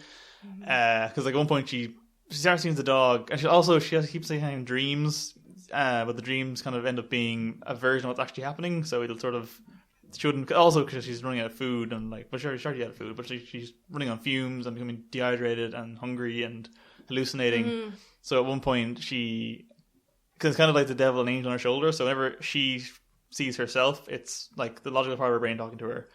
And she's her dead husband, played by the guy that was in the first Star Trek movie, Pike. Kind of that guy's name. You'd know him to see. Okay. It's not Sam Neill. It's the other non-Sam Neill looking guy. Okay. Whenever he shows up, it's you just the part of her brain that's going crazy and like saying you're going to die. But he eventually shows up and goes, look, because it's darkness, and this is the one bit I'll say. This isn't really spoiled. It's kind of halfway through. It's total darkness. She looks in the corner, and the other way at night, the way shadows look weird. So she sees what looks like the outline of a really tall, giant man, and he's like, "That's death. Like it's staring at you." The second you die, it's going to take some item of like your jewelry. That's what he does. He takes a token of the thing he kills, and like you see it like as she's seeing it as this. It's actually played by the guy from Twin Peaks that plays the giant. But then she's like, oh no, it's just a curtain. It's just like a shape of a thing. And then he's like, oh, is it though? And like it keeps sort of playing with, is it or is it not real? And it's Stephen King, so it could go either way. But anyway, as a horror film, very effective. As a very kind of tight one location drama, really good. It's definitely freaked me out more than anything I saw in cinema this year. So that's why I'm putting a Netflix original on my top 10 of the year. Okay. It's just a really solid, well structured, quick in and out, creepy movie, and it's highly recommended. It's also probably got the most viscerally gory, disgusting thing I've seen all year. Not in the worst moments category, just in more of a I am squirming so bad, and this is making me want to look away because it's just skin stuff, bad. Good film though. Look it up. Cool. How many more do you have that aren't the two that we agreed on? I've two. Two more? Two more, yeah. Okay, go for one of those. Then. Okay, I've go for both of them. Just do them in order, and I'll do mine. And we'll do. All right. Yeah. So two quite different movies. One, The Transfiguration, which is I've talked about it before. But yeah, it's like a sort of pretty cool sort of take of. It's sort of a mishmash. Actually, I suppose not unlike what you were just saying. It's sort of a weird mix of realism and horror. Yes. So it's about this. That's boy. The vampire one, isn't it? Yeah, exactly. It's about this boy who keeps like basically looking for like real life vampires, but it's also that he might be a vampire. It's quite clever in that it sort of starts off with things with very kind of like sort of horror elements, but then when sort of the sickening conclusion to those stories happens, it's actually just like it's very realistic, but it's way more horrifying for that. There's one part where he lives in this tenement where there's just basically like gangs ruling the place, and there's this sort of like rich frat boy comes along looking for drugs. But I suppose what you would be anticipating is like vampire, basically someone coming along tearing him open, getting his blood. He just gets pounded to death by like a gang, and it is just stuff like this. Is just like weird mix of what's really happening, what's not happening, and it's just really good. I think especially after one of the other movies I think we're going to talk about, Get Out. It was just cool the way this they kind of like keep pushing out the boat on what you can do with horror this year, which is great. Very true. Oh yeah, my other movie then is so it's another Irish documentary, which is The 34th, which I did talk about I think last time. But yeah, it's a look at the people who basically campaigned for marriage equality for like over 10 years, and it's just like a great look at like all the challenges that they overcame, and just a great celebration of like the best thing that's happened in Ireland in probably 30 years. So yeah, definitely recommend that again to everyone.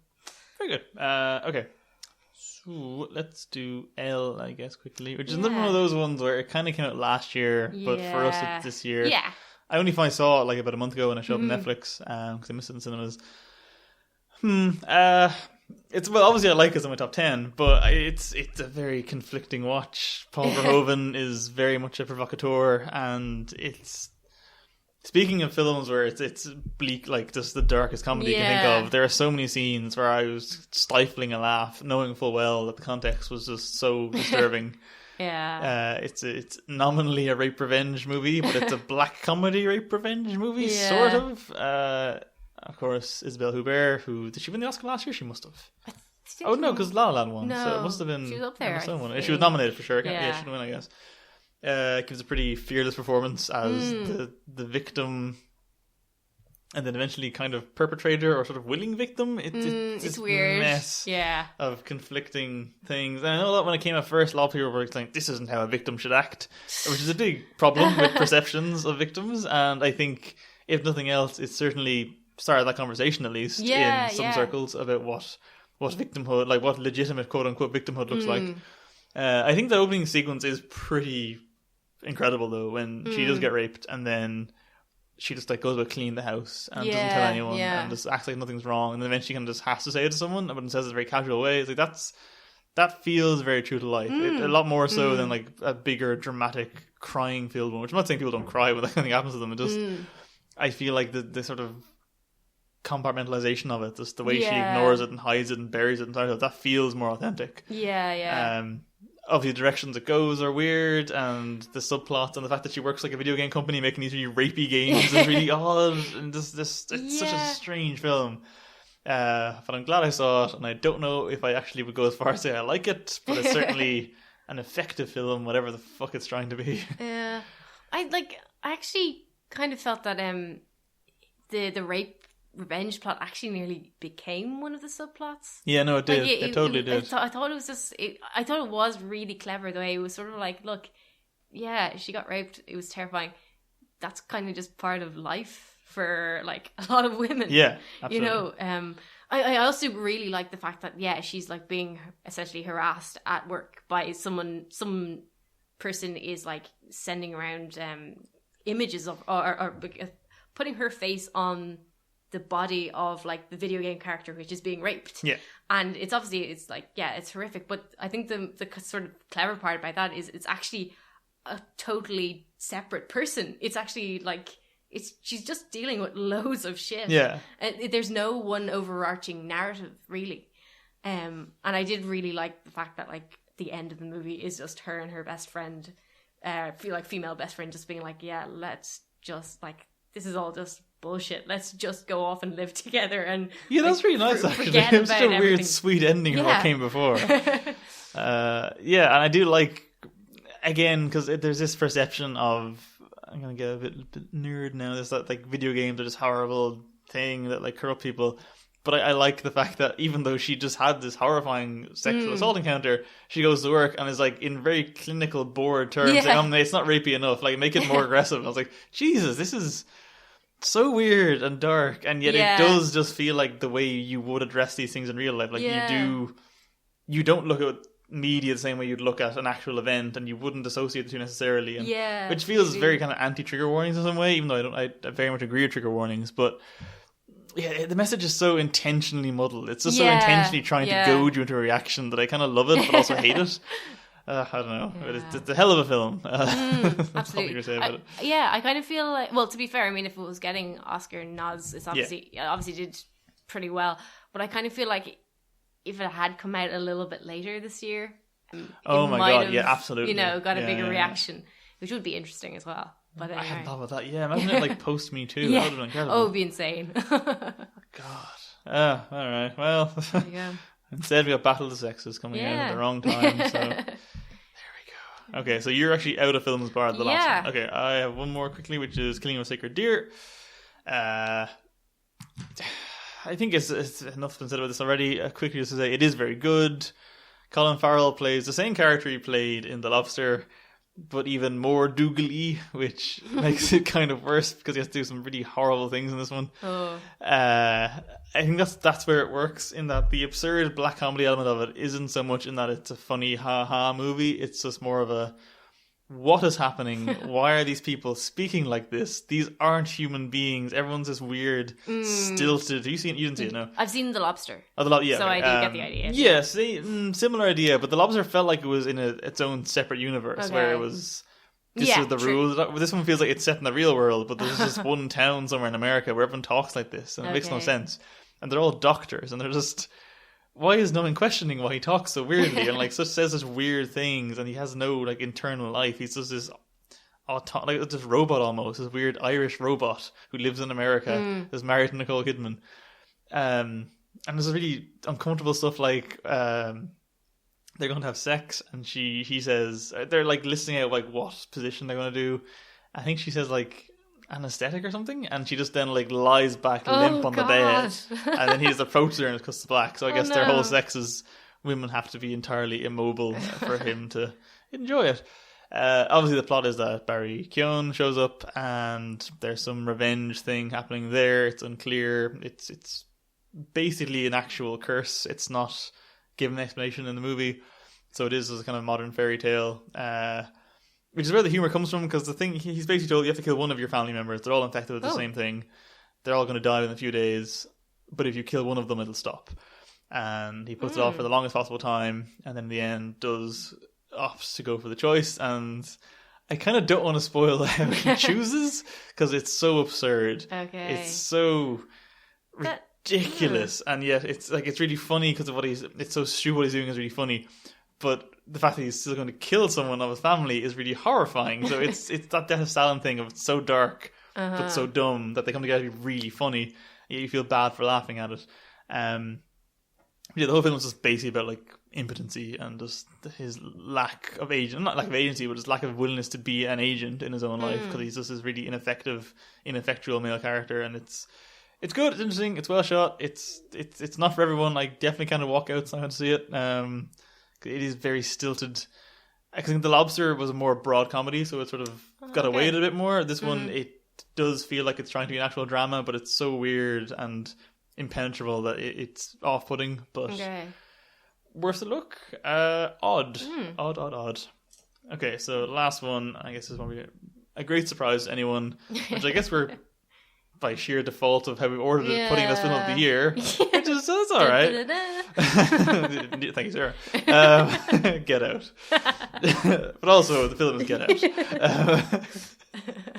want to hear the lead in this one? I don't know if I have much more to say in this than you said the last time, but it's a good horror comedy. But is it a comedy? According to the Golden Globes, yes, it is. Yes, it is. Yeah, actually, to be honest, as much as it's a great film and I really like it, I think part of the reason it's on my top 10 is it's spiraled since. There's so much, there's been so much, especially, discussion in general, but even just there's loads of academic collections and stuff being written on it now. It's just really reinvigorated, I think, how people are looking at horror and possibly comedy at the moment. From a more meta view, it's just a really big deal, and it's great that it is. Yeah, because when it first came out, it obviously had that whole thing going of it was 100% Rotten Tomatoes for weeks, and that one particular contrarian guy went, "No, it's not good." So that had got a lot of notice for that, and it also did very well at the box because it cost nothing to make, and it made an awful lot back very quickly. And then, I'm glad that it kept the momentum going, and it's managed to be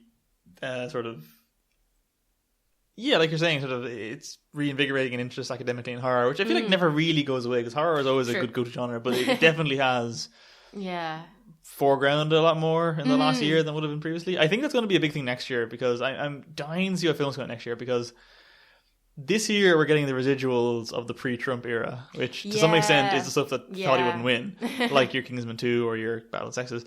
Next year is going to be the proper response stuff, especially with the horror genre. I can't wait to see what comes out of it, because Get Out very much feels like a film that could have been made this year in response to this year. Oh yeah. So it's actually kind of ahead of time in some ways, but it is great, and it's very fun. Despite being disturbing and a horror movie, it is actually quite funny. And I know people, even Jordan Peele himself, has been a little bit like, well, it shouldn't be in the comedy character in the Golden Globes. It shouldn't be. It should be in the Best Picture nominations, but I get how the Globes work, and I don't think labeling it as a comedy is necessarily doing it a disservice. True, inaccurate, but it's not also wholly wrong. Mm-hmm. But yeah, great sense of performance from the guy that wrote Skins. Someone told me, I was like, what? Oh, I didn't know that. Yeah, cause I kind of did have a vague recollection of seeing him in something with an English accent, and he actually is an English guy. Apparently, he wrote Skins. Okay, he's in Black Mirror. Yes, as well. yes, that's what he's in. Yeah. That's back soon, actually. Yeah, apparently he's one of the writers of Skins, which is just kind of bizarre. That there he is, off in the Americas. Yeah.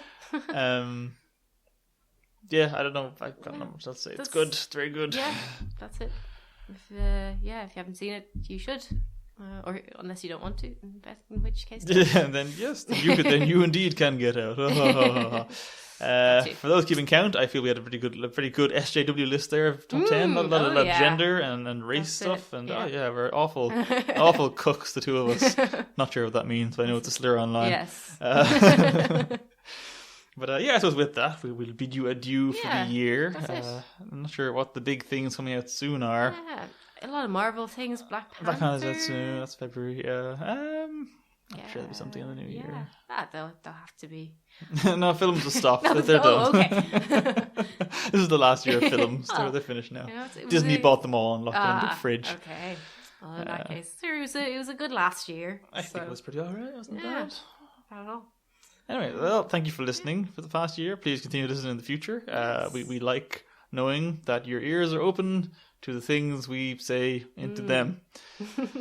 I think the image we should leave you all with is, pick your image of either the peach scene or the fact that Sarah genuinely believes that lightsaber fight was a big old sex scene. Oh, yeah. Which probably was. So, on that note, Happy New Year, Merry Christmas, and see you in 2018. Happy films. Happy films.